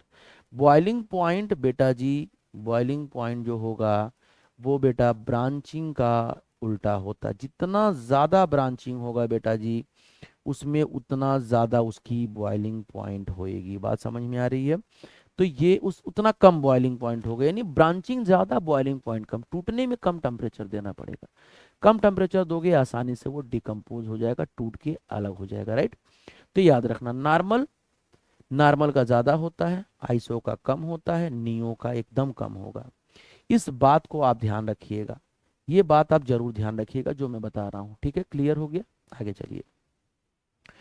डेंसिटी बेटा, डेंसिटी किस पे डिपेंड करता है, mass, density is equal to mass by volume, right. तो चलिए ध्यान देते हैं क्या बोल रहा है ये। Density is directly proportional to mass of compound, मैंने पहले ही बोल दिया। Down the homologous series, homologous series आप जानते होंगे कि दो ऐसे ग्रुप सेम फंक्शनल ग्रुप में जिसमें CH2 का डिफरेंस हो, जैसे C2H5Cl, C3H7Cl, C2H5OH, C3H7OH, functional group same होना चाहिए। Density increase with increasing the mass and also fluoro derivative are less dense than chloro derivative. Simple सी बात है भाई, आपसे अगर कोई कह दिया कि आप एक बात बताइए CH3Cl और CH3Br में किसका डेंसिटी ज्यादा है, तो जाहिर सी बात है सर, डेंसिटी जो होता है ना बेटा, मास बाई वॉल्यूम होता है। सर डेंसिटी मास का डायरेक्टली होता है ना बेटा, तो जिसका मास ज्यादा उसकी डेंसिटी ज्यादा, बात खत्म। जिसका मास ज्यादा उसकी डेंसिटी ज्यादा, कितना टाइम लगा, बस खत्म, मास ज्यादा डेंसिटी ज्यादा, हो गया। आगे सॉल्युबिलिटी याद रखना, एक सवाल पूछा हुआ है कि RX इज ऑल पोलर, कहता RX पोलर है but it is insoluble in water. मैं बता रहा हूं एनसीईआरटी का सवाल है बेटा, आप देख लीजिएगा जाके, और पूछा हुआ भी है, बहुत इंपॉर्टेंट सवाल है।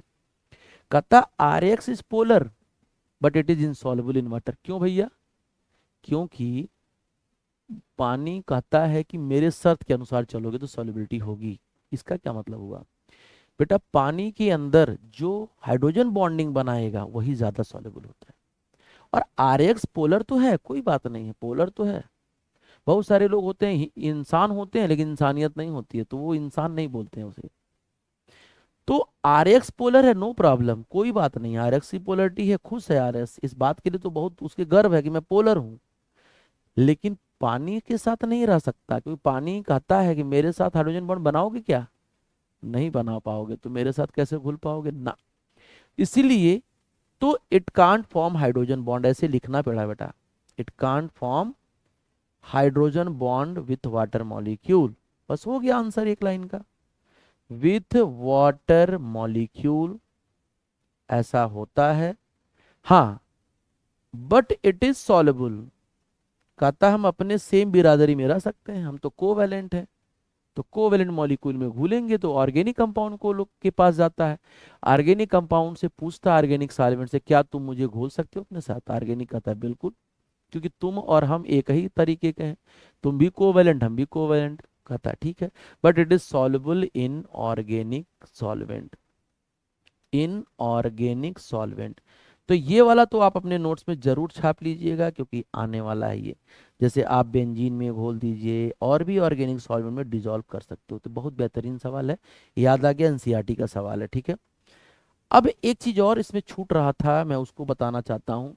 पूछा हुआ है कि एक सवाल कि increasing order of dipole moment बताइए, और ये पूछा हुआ है बेटा, मैं गारंटी के साथ बोल सकता हूँ कि ये पूछेगा, ये ए है सर, और ये अपना क्या है सर, ये बी है, क्या है, ये बी है, और सर सी वाला क्या है, पैरा डाइक्लोरोबेंजीन।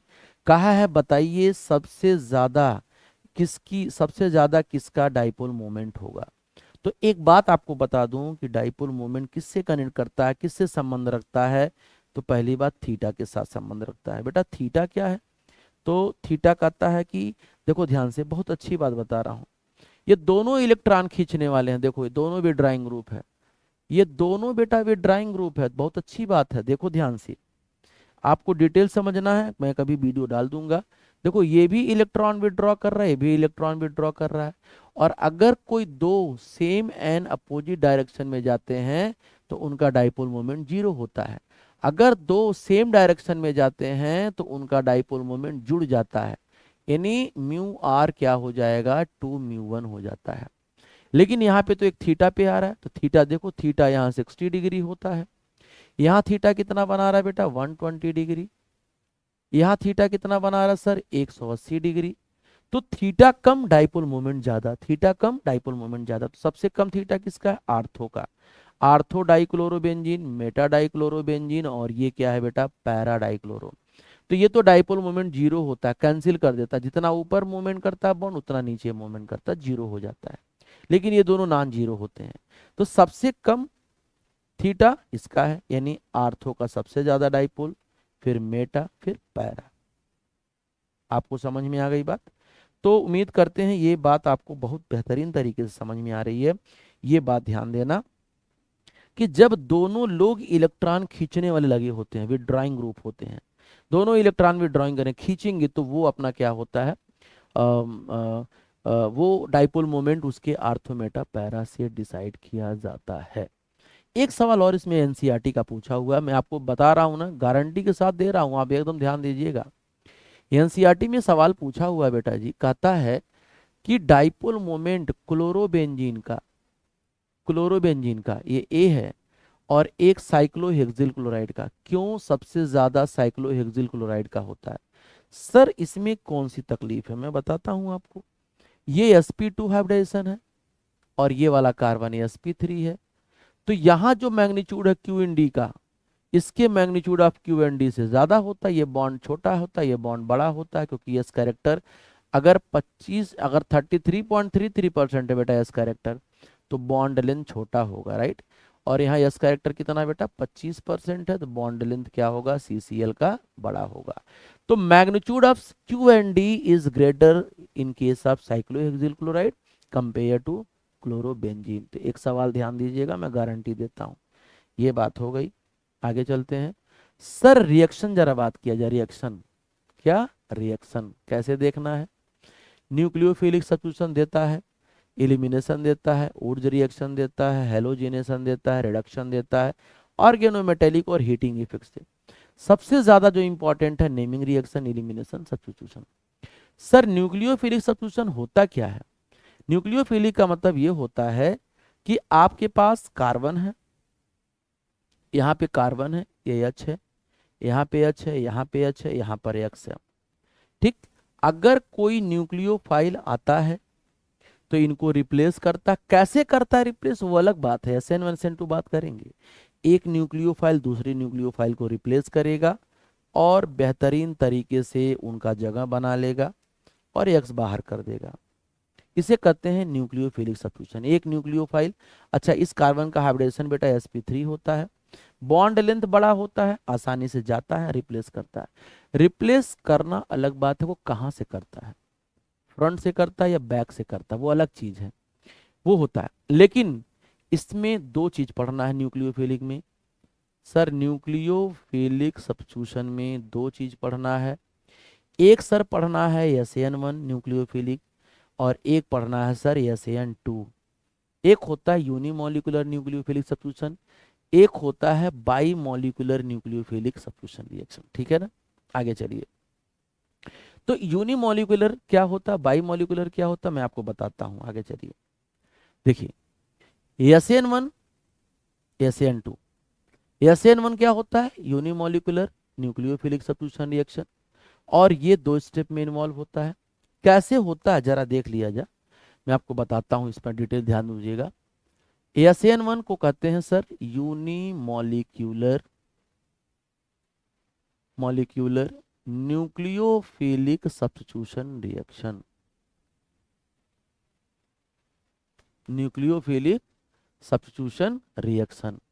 मतलब ये हुआ बेटा जी कि अगर मान लीजिए अपने पास 3 डिग्री हैलाइड है, राइट, 3 डिग्री हैलाइड है और यहाँ पर एक्स लगा हुआ है और यहाँ पे KOH आ रहा है, KOH के पास OH माइनस है, एक्वस मीडियम में है, तो OH कहता है एक्स से, इससे कहता है कि यार तुम जाओ, तुम्हारे जगह मुझे आना है। एक्स कहता है क्यों, क्यों हम जाएं, कहता है एक्स तुमसे ज्यादा ताकतवर है। अब क्या करोगे, तो OH कहता है, एक्स कहता है भाई देखो मेरे ऊपर भी कुछ निगेटिव होता है, ऐसा नहीं कि मैं निगेटिव चार्ज वाला नहीं हूं, मेरे ऊपर कुछ निगेटिव होता है, तुम्हारे पास भी कुछ निगेटिव है, मुझे कैसे रिप्लेस कर सकते हो, हम दोनों में तो लड़ाई होना है, स्वाभाविक है, रिपल्सन होगा, रिपल्सन होगा तो स्टेबिलिटी खत्म हो जाएगी, क्या करोगे आगे मेरे पास, मेरे बदले। कहता ठीक है बेटा मत जाओ, मेरे पास बहुत सारे रास्ते हैं जाने के लिए। तो इन CH3 से रिक्वेस्ट करता है यार तुम्हारे बगल से मैं जा सकता हूँ क्या कार्बन पे, इस कार्बन पे उनको जाना है।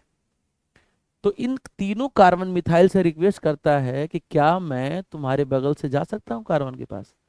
मिथाइल कहता है बहुत बदतमीज आदमी हो यार, तुम्हारी मिथाइल मैं खुद ही बड़ा हूं, 3 3 मेरे भाई पड़े हुए हैं बड़े बड़े, तुम कहां से आओगे बैक से, इधर से आओगे तो हम दोनों से लड़ोगे, इधर से जाओगे तो इन दोनों से लड़ोगे, भाई कैसे आ पाओगे। OH बड़ा चिंता करता है, कहता है इधर एक्स नहीं जाने दे रहा है, उधर 3 CH3 नहीं जाने दे रहे हैं। तो एक्स कहता है कि, OH कहता है ठीक है बेटा मत आओ।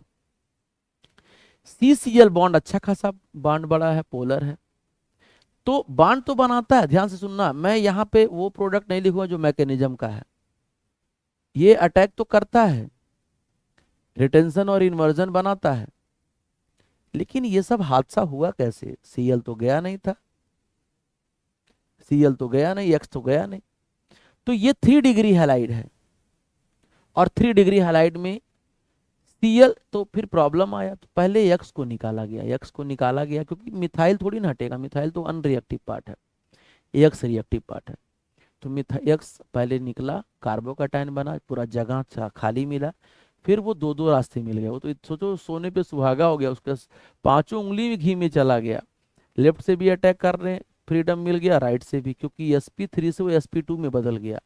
अभी इस कार्बन का हाइब्रिडेशन क्या है, ये sp3 है, sp2 में चला गया, कैसे देखिए ध्यान से।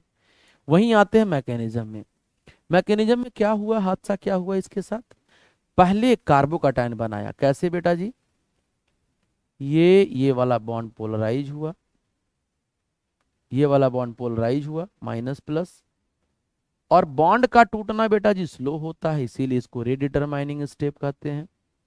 और सर ये 3 डिग्री मिथाइल बना लिया,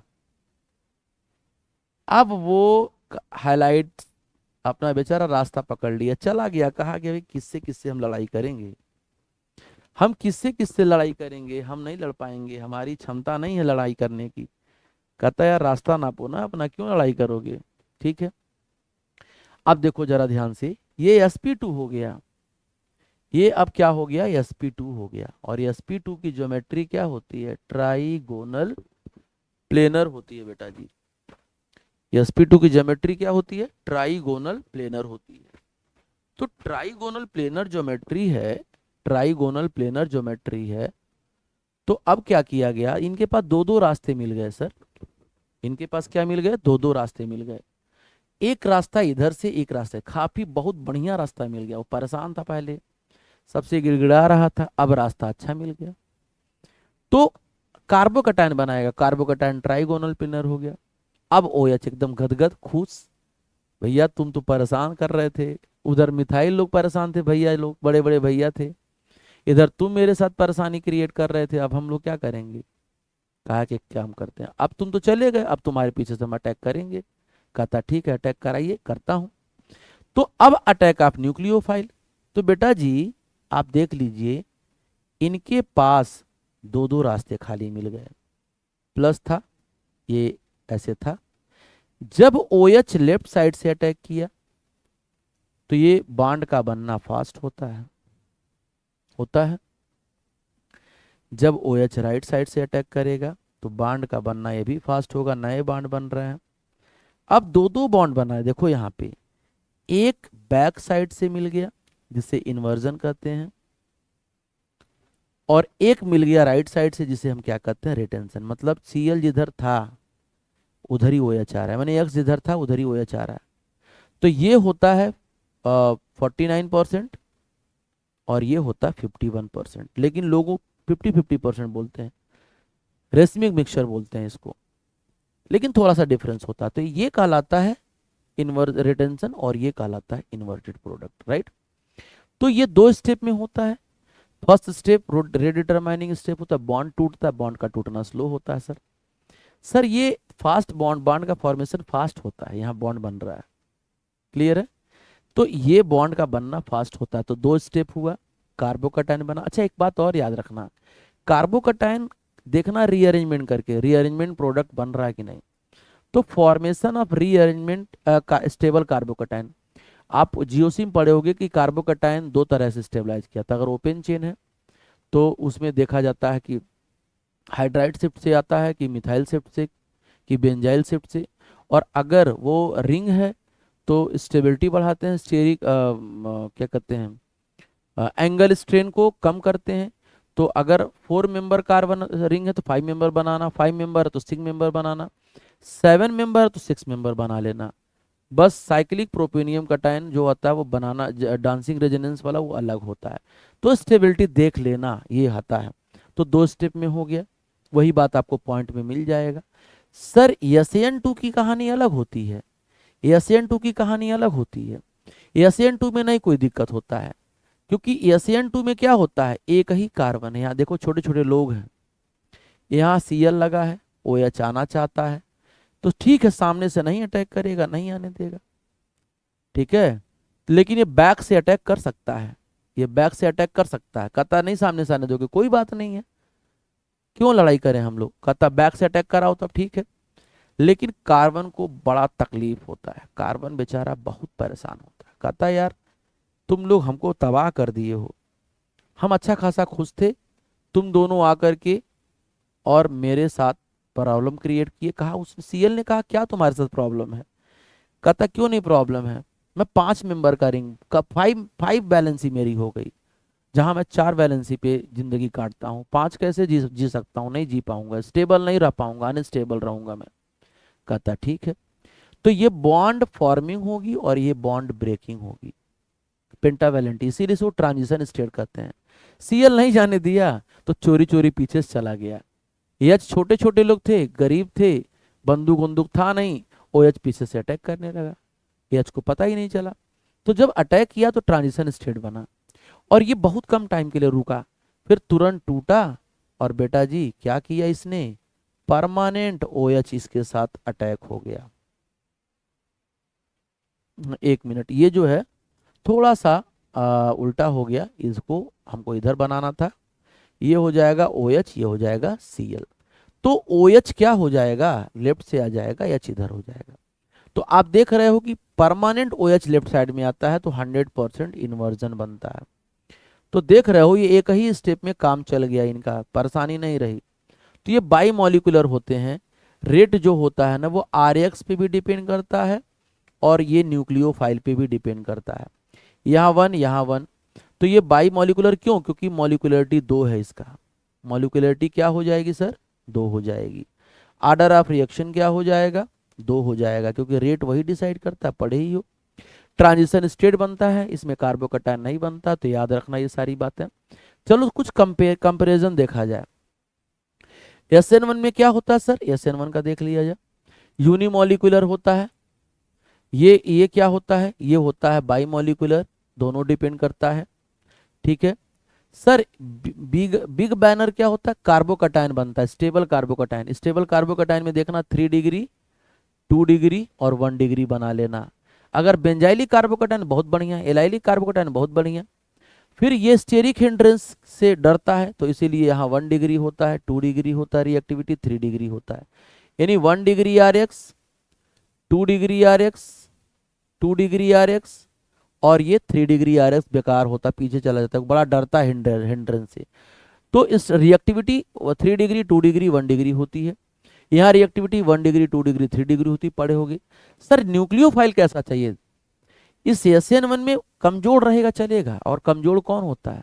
जो न्यूट्रल होता है, वो चल जाएगा, नहीं प्रॉब्लम है, क्योंकि उसको वैसे भी कार्बोकैटायन बनने के बाद जाना है। लेकिन यहाँ पे प्रॉब्लम है, यहाँ तो जबरदस्ती पीछे से अटैक करना है हाइड्रोजन के बीच में, तो इसीलिए यहाँ स्ट्रॉन्ग न्यूक्लियोफाइल चाहिए। और स्ट्रॉन्ग कौन होता है? जो निगेटिव वाला होता है। जैसे H2O वीक है, OH माइनस स्ट्रॉन्ग है, NH3 वीक है लेकिन NH2 माइनस स्ट्रॉन्ग है। ठीक। अच्छा, सॉल्वेंट क्या लगाते हैं उसमें? पोलर प्रोटिक्स। पोलर प्रोटिक मतलब क्या? प्रोटॉन भी दे और पोलर भी। जैसे H2O हो गया, ठीक है, H प्लस माइनस, ठीक है, CH3COO माइनस हो गया। या आप एल्कोहल को भी जानते हो, जिनके पास H हो देने लायक, वो देखना। यहाँ पोलर ए प्रोटिक सॉल्वेंट, एसीटोन का नाम सुने होंगे आप लोग, एसीटोन। एसीटोन में CH3 नहीं पोलराइज होता है, ऑक्सीजन और कार्बन के बीच का बॉन्ड। डाईमिथाइल फॉर्मामाइड होता है, तो फॉर्मामाइड क्या होता है? CHO है, और यहाँ NH3CH3 है। बोलोगे सर यहाँ क्या पोलरिटी हो रही? देख लीजिए पोलरिटी, मैं बताता हूँ आपको। C डबल बॉन्ड H और H है, ये वाला बॉन्ड पोलर होगा। कहाँ हाइड्रोजन दे रहा है? देखो नहीं दे रहा है। ये दोनों बनता है, रिटेंशन इन्वर्जन, स्टीरियो केमिस्ट्री जब देखोगे तो। लेकिन आपको मैंने बोला था कि इन्वर्जन 51% होता है और रिटेंशन 49, लेकिन कहीं कहीं लोगों ने 50-50 मान रखा है, तभी रेशमी मिक्सचर मान, और ये 100% इन्वर्जन बनता है। तो ये कंपैरिजन देख लीजिएगा, काम आएगा। आगे चलते हैं। ये देखो, ये SN, अब बोलोगे सर ये क्या लफड़ा है? तो SN1 जो है वो कौन देता था? 3 degree, 2 degree, 1 degree. Sir SN2 कौन देता था? 1 डिग्री, 2 डिग्री, 3 डिग्री।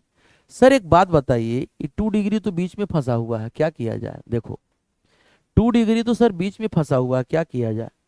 इनके लिए क्या रास्ता निकाला जाए? तो कहा गया कि 2 डिग्री में क्या होगा। 2 डिग्री का केस जरा बता दूं।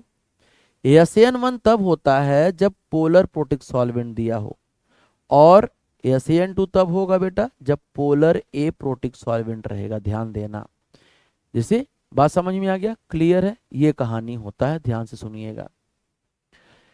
अब आ जाओ, SN1 SN2 पहचानोगे कैसे? ये ट्रिक बता रहा हूं तुमको। जैसे देखो ध्यान से, अगर आप रिएजेंट H2O ले रहे हो, NaOH ले रहे हो, RX, देखो RX है, यहां लिख देता हूं RX, और यहां रिएक्शन करा रहे हो NaOH के साथ, तो कौन जाएगा? OH, यानी क्या दे दिया? ROH NaX दे दिया। ठीक, पहले वाले का देखो, ठीक है ना? यानी OH अटैक करेगा, अल्कोहल बनाएगा। ये पानी जरूर जाएगा, जाता पानी है अटैक करने, क्योंकि वाटर भी न्यूक्लियोफाइल होता है, लेकिन छोड़ के जाता है OH, तो अल्कोहल बनाएगा। यहाँ H नहीं है, SN2 के थ्रू जाएगा, SN1 के थ्रू जाएगा। ये जाएगा SN1 क्योंकि H प्लस है, ये H प्लस नहीं है, SN2 के थ्रू जाएगा। तो ये माइनस, ये प्लस और ये माइनस था, देखो ये देगा और ये जाएगा, तो RX के साथ कनेक्ट होकर के और RO बना लेगा। यहाँ H नहीं है सर, SN2 बना लेना, और कौन जाएगा अटैक करने, I माइनस, तो एल्किल आयोडाइड बना देगा। ये देखो ये सर SN1 है क्योंकि प्रोटॉन है इसके पास, तो जाएगा NH3 लेकिन NH2 कनेक्ट होता है, याद रखना। कैसे बोलो सर, एक बार जरा देख लीजिए, H NaH2 हो जाएगा सर, यहाँ से निकाल दीजिएगा सर, RNH2 बन जाएगा और HX बन जाएगा। क्लियर है, समझ में आया? तो ये हो गया। इसी तरीके से 1 डिग्री 2 डिग्री 3 डिग्री आप एमीन बना सकते हो। तो ये रिएक्शन आप देख लेना। अब देखो बहुत बेहतरीन सवाल मैं आपको ये पूछा भी हुआ है, एक एनसीईआरटी का सवाल तुमको बता देता हूं। एनसीईआरटी में पूछा क्या था कि अगर RX रिएक्शन कर रहा है KCN से, तो ये RCN बना रहा है, साइनो बना रहा है, याद कर लेना, रट डालना। लेकिन अगर वहीं RX AgCN से रिएक्शन कर रहा है तो सर ये RNC बना रहा है भैया। क्यों बना रहा है? AgCN बना लिया, AgX बना लिया, ऐसा क्यों? तो बोलना उनके सामने बोल देना, मुंह पे बोल देना। क्या बोलोगे सर? बोलना ये कि सर ये ये CN जो है ना एम्बिडेंट न्यूक्लियोफाइल होता है, तो ये वाला बॉन्ड आयनिक होता है। R K और C के बीच में जो बॉन्ड होता है सर वो आयनिक होता है, और आयनिक होने के वजह से प्लस माइनस बनाएगा। और याद रखना निगेटिव चार्ज की डोनेटिंग पावर लोन पेयर से अच्छी होती है, इसीलिए कार्बन जो निगेटिव पाता है ना यहाँ पर वो अच्छा फील करता है डोनेशन में। लेकिन AgCN की जो हादसा होती है वो इनके पास कोवैलेंट बॉन्ड होता है, और कोवैलेंट बॉन्ड नहीं देना चाहता, इसीलिए नाइट्रोजन चला जाता है अपना इलेक्ट्रॉन देने इस R को, तो इसीलिए नाइट्रोजन अटैक करता है। तो याद रखना, ये बात लिखना जरूर।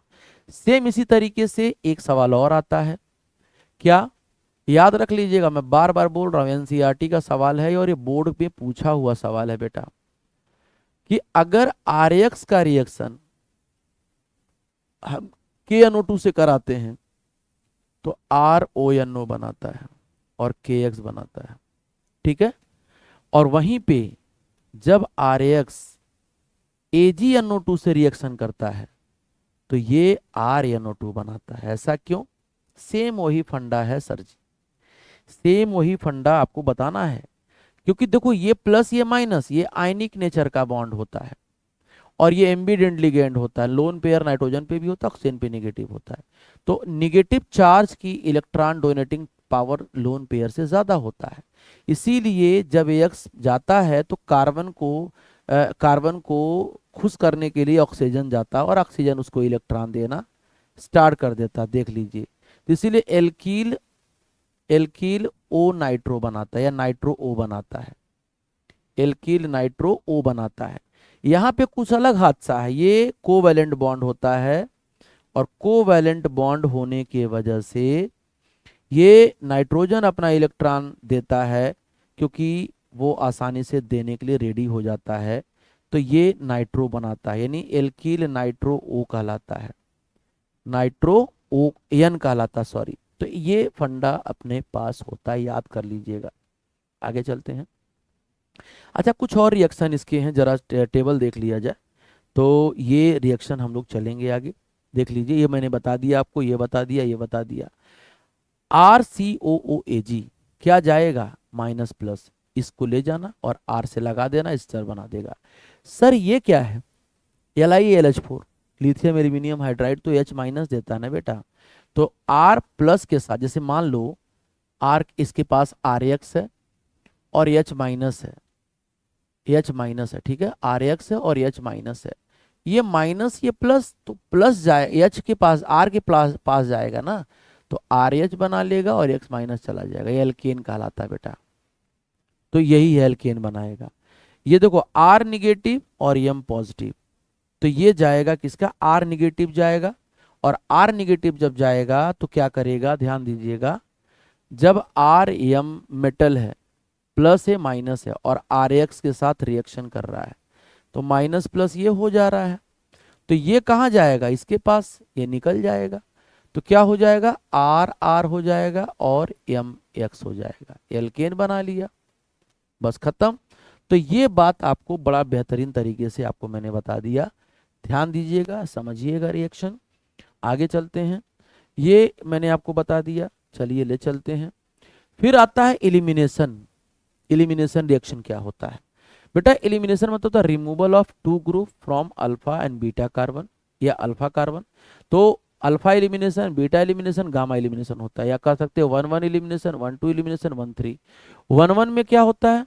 कार्बिन बनता है, रिएक्शन इंटरमीडिएट, जैसे रिमर टीमन में पढ़े हो। और 1-2 में क्या होता है? उसमें दो रूल पढ़ना होता है, एक सेटिजफ रूल, एक हाफमान रूल। तो एलिमिनेशन में आ जाइए, बस जितना पूछेगा पेपर में वही मैं बता रहा हूँ। जहां एक्स लगा है अल्फा, जहां उसके बगल वाला बीटा है। ये एल्कोहलिक है, एल्कोहल हमेशा बेस देता है। एल्कोहलिक मतलब आप देख लीजिए C2H5O- ये बेस होता है H के साथ। तो बेस को क्या चाहिए? प्रोटॉन चाहिए। बेस सिर्फ अपना इलेक्ट्रॉन प्रोटॉन से देता है, प्रोटॉन के साथ मोहब्बत रखता है वो सिर्फ। तो यहां से ये निकलेगा और यहां से एक H निकलेगा, दो सिग्मा बॉन्ड टूटेगा, एक पाई बॉन्ड बनेगा, देखिए एल्कीन बन गया। मतलब क्या हो गया सर? मतलब ये हो गया कि आप सेचुरेटेड कंपाउंड से क्या बना दिया आपने सर? अनसेचुरेटेड बना दिया आपने। ठीक है, सेचुरेटेड से क्या बना दिया? अनसेचुरेटेड बना दिया। बात क्लियर है? तो ये एलिमिनेशन होता है बीटा एलिमिनेशन। बीटा क्यों नाम रखा गया? क्योंकि बीटा पोजीशन से आपका एच निकल रहा है, तो बीटा एलिमिनेशन होता है। ठीक है ना? इसके बाद अपना आता है बीटा एलिमिनेशन में एक आपको जरा पढ़ा दें कि सेटिजफ और हाफमान क्या होता है, जरा डिटेल थोड़ा सा 2 मिनट रुकिएगा। CH और यहाँ CH3 है, यहाँ CHAX है, और यहाँ CH3 है। सर यहाँ पे अपने पास दो चीज हैं, ठीक है। अब यहाँ एल्कोहलिक KOH दे रखा है। एल्कोहलिक KOH एलिमिनेशन और एक्वस KOH सब्स्टिट्यूशन देता है, याद रखिएगा। ये अल्फा, कितने बीटा अपने पास? 2 बीटा। तो अगर आप हाइड्रोजन बीटा से निकालते हैं, hydrogen from beta carbon, H plus from beta carbon से निकालते हो, तो बीटा कार्बन से निकालोगे तो H यहां से निकलेगा और X यहां से डबल बॉन्ड यहां बन जाएगा। देखिए ध्यान से, ये CH3, CH double bond CH2। और अगर आप हाइड्रोजन कहां से निकाल दीजिए? बीटा डैश से निकाल दीजिए, बीटा डैश कार्बन से, मतलब यहां से निकालिए इस जगह से, तो डबल बॉन्ड यहां बनेगा, एक H एक X निकलेगा।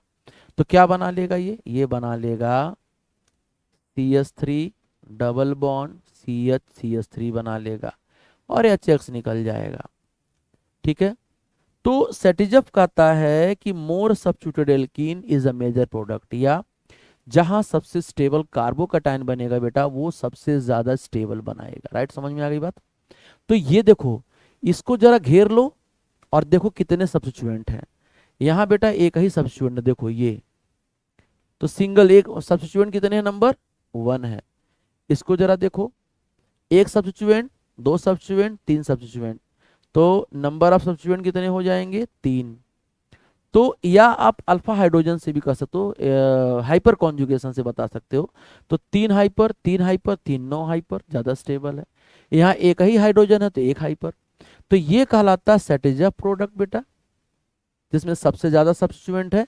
और ये होता है सर हाफ मान प्रोडक्ट होता है, हाफ मान प्रोडक्ट होता है जिसमें कम सब्स्टिट्यूएंट है।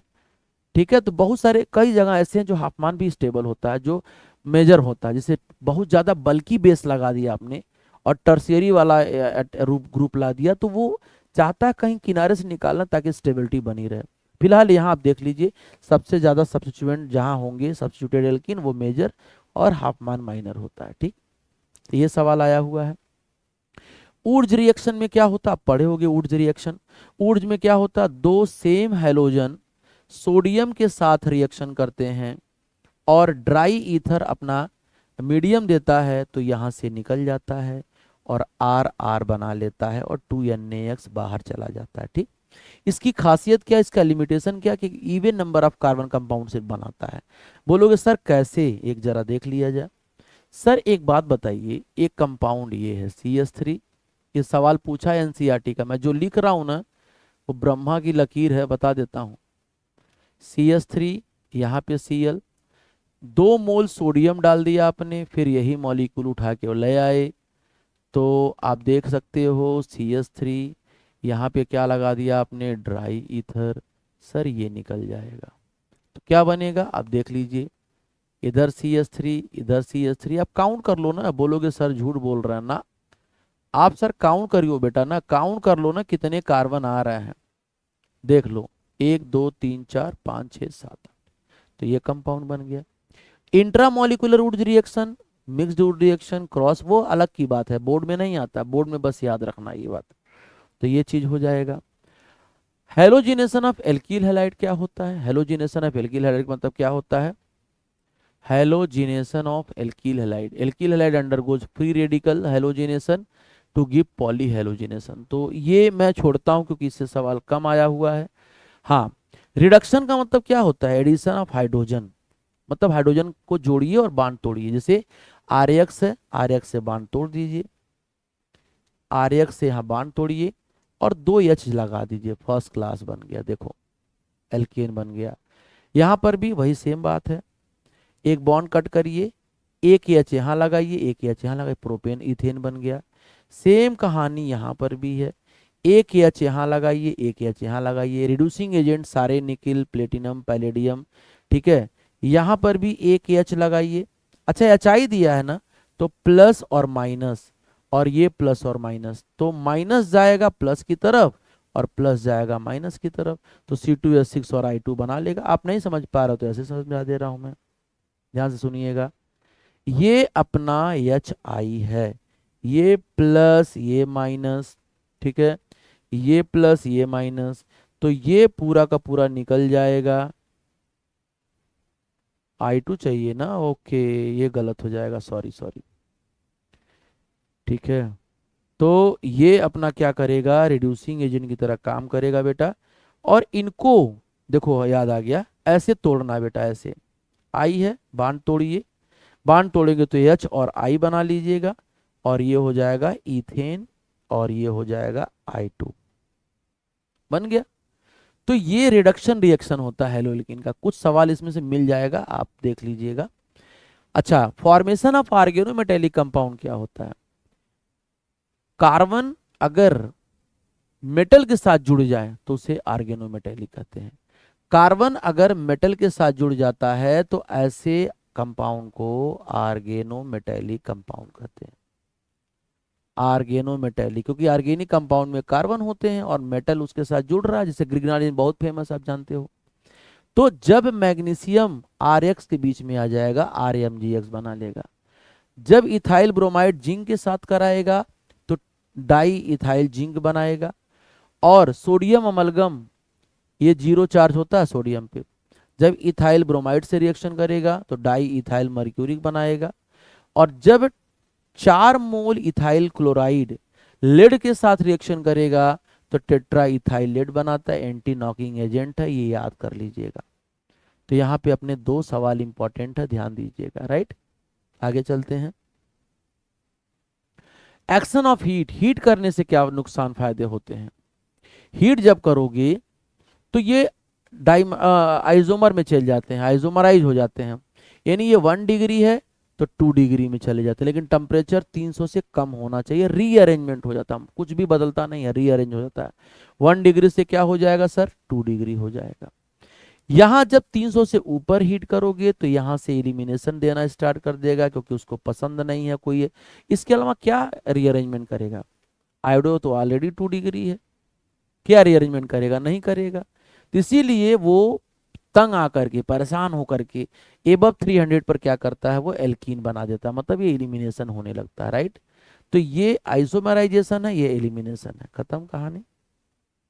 आगे तो ये सवाल देखो प्रैक्टिस पे आते हैं, इतनी बात मैंने आपको जनरल बातें बता दिया, ठीक है। अब आपको कुछ छोटा सा सवाल करा लेता हूं, तब फिर आगे बढ़ता हूं। देखिए ध्यान से, करा SAN2 रिएक्शन किसमें ज्यादा होगा?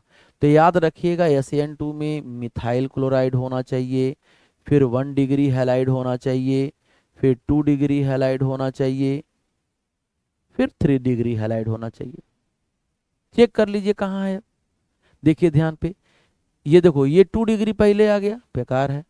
ये आपका इथाइल पहले नहीं आना चाहिए, ये 2 डिग्री पहले आ गया, बेकार है। ये देखो, मिथाइल 1 डिग्री, 2 डिग्री, 3 डिग्री, चले जाओ इसके साथ, ठीक है। क्लियर आ रहा है, समझ में आ रहा है?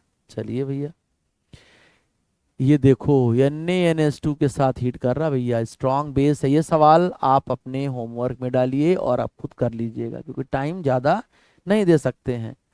ये देखो रिएक्टिविटी ऑफ डिहाइड्रोहेलोजिनेशन।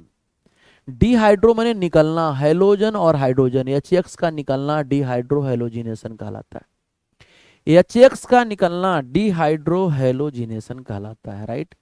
HX का निकलना डिहाइड्रोहेलोजिनेशन कहलाता है। तो कौन सबसे ज्यादा आसानी से जाएगा वहां से? इनसे बढ़िया कौन हो सकता है? सॉरी, RiBrCl सबसे बढ़िया। आई है, आई बड़ा है, बेस्ट लिविंग ग्रुप है, बेस्ट लिविंग ग्रुप होता, आसानी से जाता और न्यूक्लियोफाइल भी अच्छा होता है वो क्योंकि उसकी इलेक्ट्रोनेगेटिविटी कम होती है, आसानी से इलेक्ट्रॉन देना चाहता है, ठीक है। तो ये इसके साथ हम लोग चलेंगे। अब आते हैं बेटा थर्ड प्रिपरेशन पे, हेलोएरिन।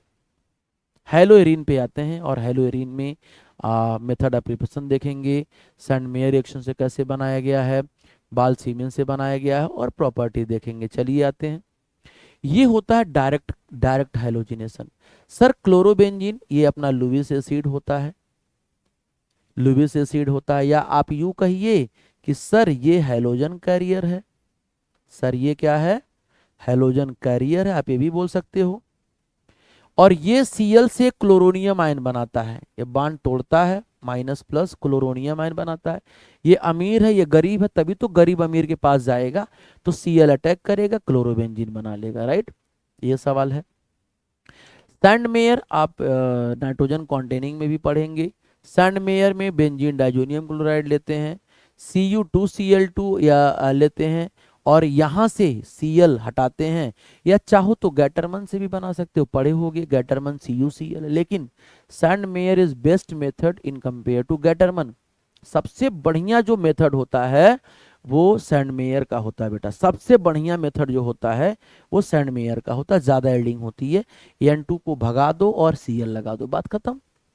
चलिए, आयोडोबेंजीन कैसे बनाते हो? वही सेम बात, बेंजीन डाइजोनियम सॉल्ट ले लो, आई ये KI है, KCl बाहर कर दो, N2 अलग हो जाएगा और आयोडोबेंजीन बन जाएगा। मतलब ऐसे समझो ना बेटा, ये पढ़े हो तुम लोग, N2 plus Cl minus then KI minus plus, ठीक है। आप क्या करिए, N2 को अलग कर दीजिए, I बना लीजिए, N2 और KCl बन जाएगा। मैं गारंटी देता हूं सवाल आपको फंसना ही फंसना है। ये देखो, बाल सीमेंस रिएक्शन बहुत फेमस है, ये बहुत पूछा जाता है। कैसे पूछा जाएगा बेटा? देखो ध्यान से, ये ध्यान दीजिएगा, ये बेंजीन डाइजोनियम क्लोराइड है सर, ठीक है सर। HBF4 से रिएक्शन करा दीजिए, बिल्कुल सही बात है सर। पहले HCl निकल जाएगा यहाँ से और एक दो समय कुछ समय के लिए एक सॉल्ट बना लेता है। अरे वाह, क्या बात है बेटा। N2 प्लस BF4 माइनस बना लिया। BF4 कहता है यार मैं तो BF3 के फॉर्म में जाना चाहता हूँ, तुम कहाँ मेरे पास टांग लड़ाने आ गए। तो कहता है थोड़ी हीट कर दिया जाए, तो BF3 अपना भाग जाएगा और फ्लोरीन एक बचा का बचा रह जाएगा, N2 बन जाएगा, फ्लोरोबेंजीन बन गया, राइट। क्लियर है? आगे चलिए। सर इससे कॉमर्शियल का मतलब होता है ज्यादा बनाना, बेचने के लिए मार्केट में, कॉमर्शियल मेथड ये होता है। तो इसमें यह Cl को हाफ O2 दे दीजिए, CuCl2 के साथ क्यूप्रिक क्लोराइड ले लिया जाए और इस तरीके से क्लोरोबेंजीन अपना बन जाता है, राइट। तो ये याद करिएगा, commercial method, reaching process, right. आते हैं, ये देखो ये क्या है, पहचान रहे हो इसको? शकल देखो इसका क्या है, इसकी शकल देखो क्या है, सही बेंजीन डाइजोनियम क्लोराइड है। और ये सैंडमेयर रिएक्शन का रिएजेंट है, देखो ये सैंडमेयर का भाई है, ये सैंडमेयर का रिश्तेदार है, तो सैंडमेयर के साथ चलिए ना, क्या दिक्कत है ना, बात खत्म। आ जाइए प्रॉपर्टी हेलोएरिन का। बेटा हेलोएरिन की बात जो बता रहा हूँ, ये NCERT की बात बता रहा हूँ, सुन लेना। हेलोएरिन पानी में नहीं घुलता है क्योंकि हाइड्रोजन बॉन्ड नहीं बनाएगा, लेकिन ऑर्गेनिक सॉल्वेंट के अंदर ये घुल जाता है ना, डिजॉल्व हो जाता है। बॉइलिंग पॉइंट वही सेम बात है, जिसका मास ज्यादा होगा, बेंजीन तो सब में रहेगा, तो बॉइलिंग पॉइंट सबसे ज्यादा किसका होगा? आयोडो का होगा। देख लीजिए, आयोडो का बॉइलिंग पॉइंट सबसे ज्यादा होगा, आयोडो का बॉइलिंग पॉइंट सबसे ज्यादा होगा, कोई आयोडीन है इसके पास, फिर Br का, फिर क्लोरो का, कोई दिक्कत नहीं है, ठीक है। फिर उसके बाद क्या कह रहा है, बॉइलिंग पॉइंट के बाद अगर हम चलते हैं तो boiling point of isomeric die hello benzene nearly same. Melting point para वाले का ज्यादा होता है, हाँ याद आ गया, सुन लेना, मेल्टिंग पॉइंट की बात आपको बता दूं, याद आ गया मुझे, पैरा डाइक्लोरोबेंजीन का ज्यादा होता है, then ortho dichloro, then meta dichloro. कैसे समझोगे सर, समझाइए ना इसको, कोई बात नहीं, एक सवाल बताता हूँ तुमको। एनसीईआरटी में एक सवाल भरा पड़ा हुआ है इसके बारे में, और एनसीईआरटी से पूछा भी गया है, पूछ क्या गया था कि वाई पैरा डाइक्लोरोबेंजीन है, पैरा डाइक्लोरोबेंजीन एकदम रट डालना बेटा, have more melting point than ortho and Meta dichlorobenzene. आप देख लीजिएगा, आप जाके एनसीईआरटी खोलो और देख लो, मैं गारंटी के साथ बोल रहा हूं आपको मिल जाएगा, राइट। तो एक बात चलते हैं, देखो ध्यान से, पहली बात तो हम आर्थ पैरा से पूछते हैं कि तुम्हारा क्यों मेल्टिंग पॉइंट ज्यादा है, तुम्हारा तो डाइपोल मोमेंट जीरो है। कहता अच्छा मैं सिमेट्रिकल हूं, मैं लैटिस क्रिस्टल के अंदर जाके फिट हो जाऊंगा, और लैटिस क्रिस्टल की मेल्टिंग पॉइंट ज्यादा होती इसलिए मेरा ज्यादा होगा। चलो भाई, तो बारूद निकल गया। फिर पूछा जाता है आर्थो से, तुम क्यों ज्यादा रखे हो मेल्टिंग पॉइंट, मेटा से क्यों ज्यादा रखे हो, तो कहता है यार देखो, मेरा डाइपोल मोमेंट ज्यादा है ना, इसलिए आपको पढ़ाया हूं मैं, अभी देखे होगे आप लोगों ने, एंगल थीटा 60 डिग्री था, तो थीटा जो है डाइपोल मोमेंट का उल्टा था, यानी इसका थीटा ज्यादा कम तो डाइपोल मोमेंट ज्यादा, ये 120 डिग्री है तो डाइपोल मोमेंट कम। तो कहा कि जिसका डाइपोल मोमेंट ज्यादा होता है ना भैया, उसकी मेल्टिंग पॉइंट ज्यादा होती है, इसलिए मैं मेटा से ज्यादा हूं, और पैरा इसलिए है क्योंकि सिमेट्री है। तो ये याद रखिएगा, ये सवाल पूछा हुआ है, मैं दावे के साथ बोलता हूं आपको मिल जाएगा। कर क्लियर है। सॉल्युबिलिटी पहले ही बता दिया हूं कि पानी में नहीं घुलेगा, लेकिन लेकिन लेकिन लेकिन लेकिन सुन लो ध्यान से, ये पानी में नहीं घुलता है, लेकिन घुलेगा कहाँ, क्योंकि हाइड्रोजन बॉन्ड नहीं बनाएगा, पूछ देगा तो बता दीजिएगा, क्योंकि सेम बिरादरी वालों के साथ जाता है। कहता मैं भी ऑर्गेनिक तुम भी ऑर्गेनिक, भाई भाई हैं इसलिए साथ रहेंगे, पानी मेरा भाई भाई नहीं है, मेरा दुश्मन है, इसलिए उसके साथ नहीं रह सकता, ठीक है।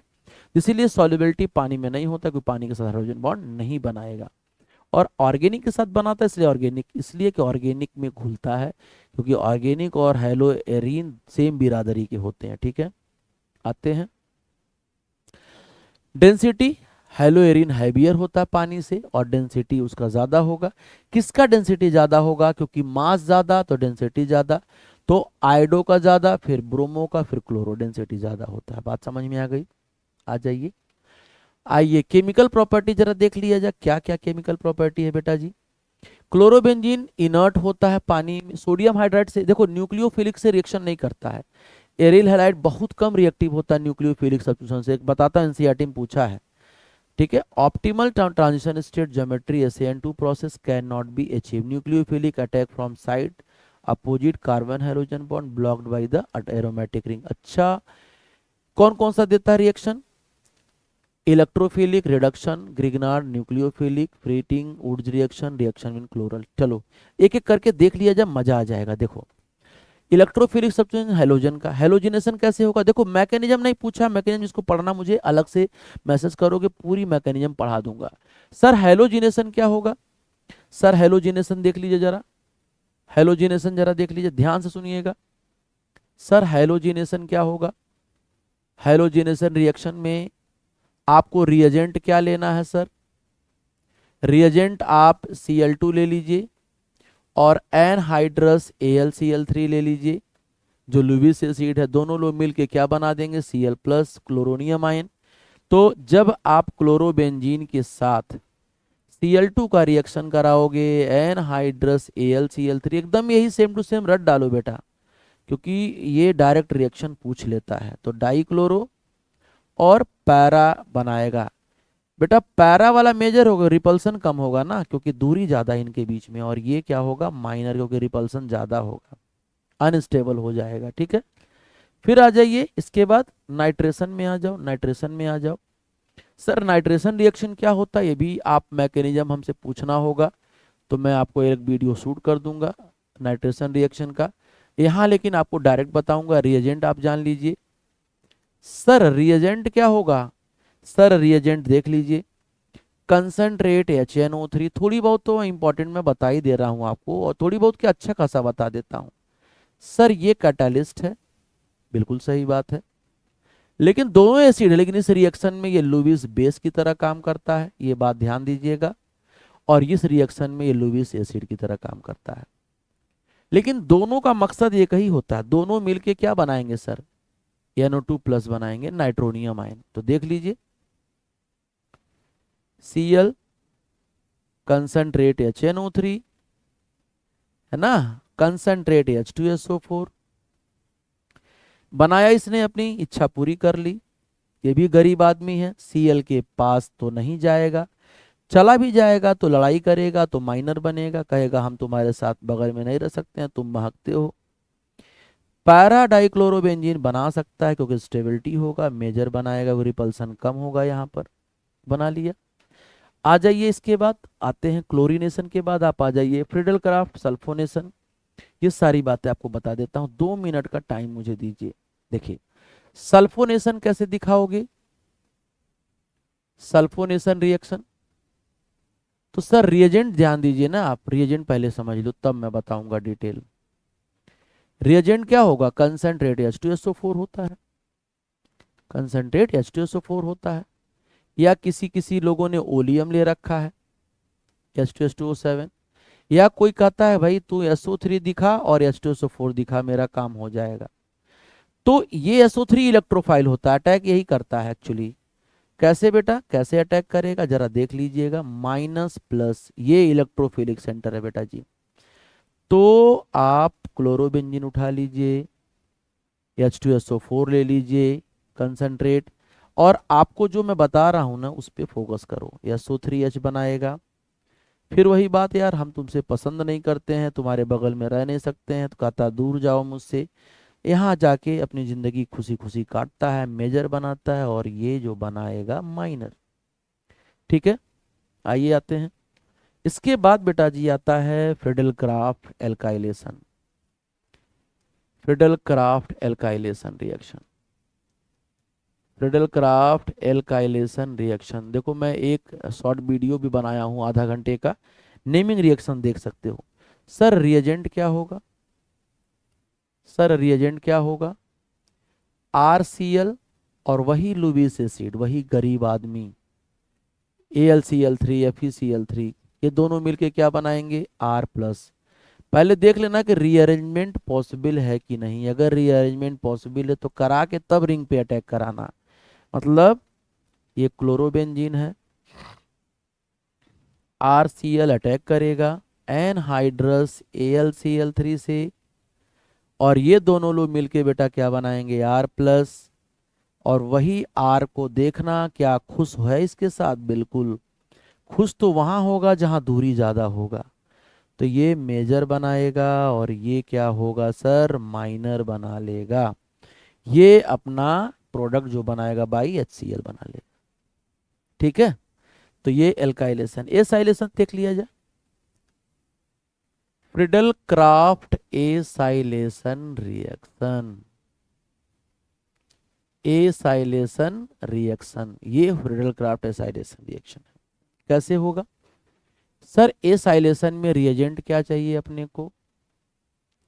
रिएजेंट क्या चाहिए? RCOCl प्लस एनहाइड्रस AlCl3, वही बात, बस माइनस प्लस, और दोनों मिलके क्या बना लेंगे? CO+। नो रीअरेंजमेंट, कुछ नहीं रीअरेंजमेंट करना, वैसे उसको अकेला छोड़ देना, पम मरो तुम वहीं जा करके, अटैक करा दो रिंग पे। तो सर बेंजीन के ऊपर Cl लगा है, और RCOCl अटैक करना चाह रहा है, एनहाइड्रस AlCl3 है, माइनस प्लस है, तो वो जाएगा रिंग के आर्थो और पैरा पोजीशन पर, यहां अटैक करेगा, या Cl के मेटा पैरा पोजीशन भी, क्योंकि ये आर्थो पैरा डायरेक्टिंग होता है, और यह Cl हो जाता है। ठीक, ये होता है। इसके बाद एक सवाल इसमें और छूटा हुआ था, शायद देख लिया जाए। हाँ हो गया बेटा, सारा मैंने आपको रिएक्शन बता दिया। देखिए ये रिएक्शन आप लिख लीजिएगा। अब आते हैं रिडक्शन। रिडक्शन कैसे होता है? तो जब भी आप क्लोरोबेंजीन उठा के लाइएगा, ठीक है, निकिल और एल्यूमिनियम के साथ बेस दे दीजिएगा, बॉन्ड कटेगा, दोनों में बटेगा, दोनों खाएंगे और ये Cl बाहर चला जाएगा। ये कहलाता है रिडक्शन रिएक्शन, ठीक है ना। आगे आइए। ग्रिग्नार्ड एजेंट पढ़े ही हो कि ये वाला बॉन्ड इधर जाता है और टेट्राहाइड्रोफ्यूरॉन जो होता है वो इस तरीके से काम करता है सॉल्वेंट का। तो ये benzene magnesium chloride Grignard agent देता है। ये न्यूक्लियोफिलिक एरोमेटिक सब्स्टिट्यूशन कैसे होगा बेटा, ध्यान दीजिएगा। एक बात बता दूं तुमको कि रिंग कभी भी परमिशन NaOH को नहीं देता है कि तुम आओ और Cl को रिप्लेस कर दो ना। पता क्यों नहीं देता है? क्योंकि Cl रिंग के साथ बेंजीन रिंग के साथ रेजोनेंस बनाता है, और पता है Cl और रिंग के साथ एक बड़ा बढ़िया रिलेशन कायम करता है, मजबूत रिलेशन। डबल बॉन्ड की वजह से डबल बॉन्ड तोड़ नहीं पाओगे, आसान तोड़ना होता नहीं है। तो इसीलिए NaOH इस बॉन्ड को नहीं तोड़ सकता है। कहता अच्छा तुम्हारा दवा है मेरे पास। ये रिंग, ये पूछा हुआ सवाल है बेटा, याद रखना। ये सवाल पूछा हुआ है, मैं आपको बता रहा हूं। रिंग से कहता बेटा तुम्हारी दवा है मेरे पास, अगर तुम्हारे अगल बगल कोई इलेक्ट्रॉन विड्रॉइंग ग्रुप लगा दूं तो तुम्हारी औकात नहीं है कि तुम भागो नहीं। कहता अच्छा ठीक है, तड़फड़ाता है, भागता है इसको जगह, क्योंकि ये खींचने वाले लोग हैं ना, खींचेंगे इलेक्ट्रॉन खींचेंगे तो और ये पुअर बॉन्ड होता जाता है। अब जाकर के Cl को हटाता है और वो NO2 यहाँ बॉन्ड बना लेता है, यस NaCl बाहर चला जाता है। फिर इसका मन बढ़ जाता है, कहता रुको तुम्हारी दवा और करता हूं, ठीक। फिर और भी ये लाता है, तो इसे कहते हैं न्यूक्लियोफिलिक सब्स्टिट्यूशन। यानी ring chlorobenzene nucleophilic substitution action आसानी से नहीं देता है, ये सारे को उड़ाएगा, OH ले आएगा बिना, क्योंकि तीन तीन लोग इलेक्ट्रॉन दे रहे हैं बेटा, खींच रहे हैं, देख रहे हो, तीन तीन लोग इलेक्ट्रॉन खींच रहे हैं उसकी स्टेबिलिटी, उस Cl को निकालने के चक्कर में। तो ठीक है, एक आदमी खुश है, एक आदमी दुख है। ये हो जाएगा सर NO2, सर ये भी NO2 हो जाएगा, ये भी NO2 हो जाएगा, और यहाँ पे NaCl बाहर चला जाएगा। खुश हो गया, लेकिन नॉर्मली रिएक्शन नहीं कर सकता, यहाँ तो इनकी औकात नहीं है रिएक्शन करने का, क्योंकि कोई ग्रुप भी नहीं है, डबल बॉन्ड बना रखा है। तो ये ऊपर पेपर में पूछा हुआ है, ध्यान देना, ठीक है। तो ये अपना हो गया फिटिंग रिएक्शन। एक नेमिंग रिएक्शन है, पूछा जाता है, देख लीजिए।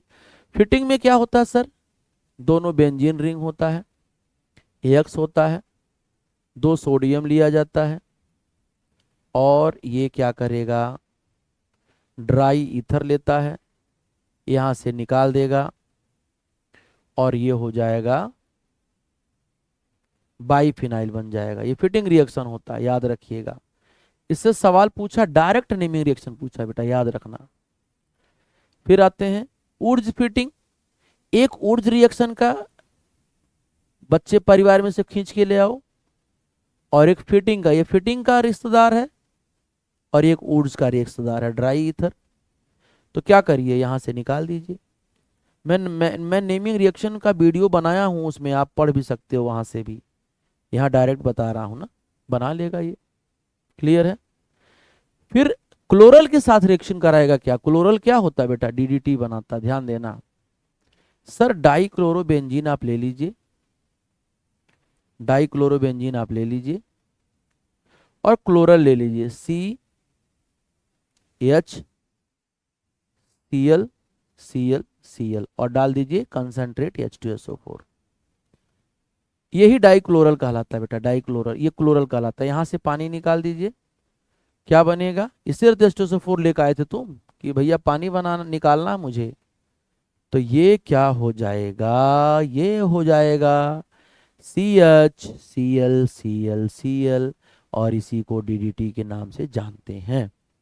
तो रिएक्शन बस याद रखना बेटा जी। तो ये कहानी अपना सारा रहा, मैं आपको सारी बातों को मैंने बता दिया बड़े बेहतरीन तरीके से। और आपको सवाल समझ में आया भी होगा। कुछ ऑर्गेनिक के जितने भी एनसीईआरटी के रिएक्शन था वो मैंने सारे आपको समझा दिया।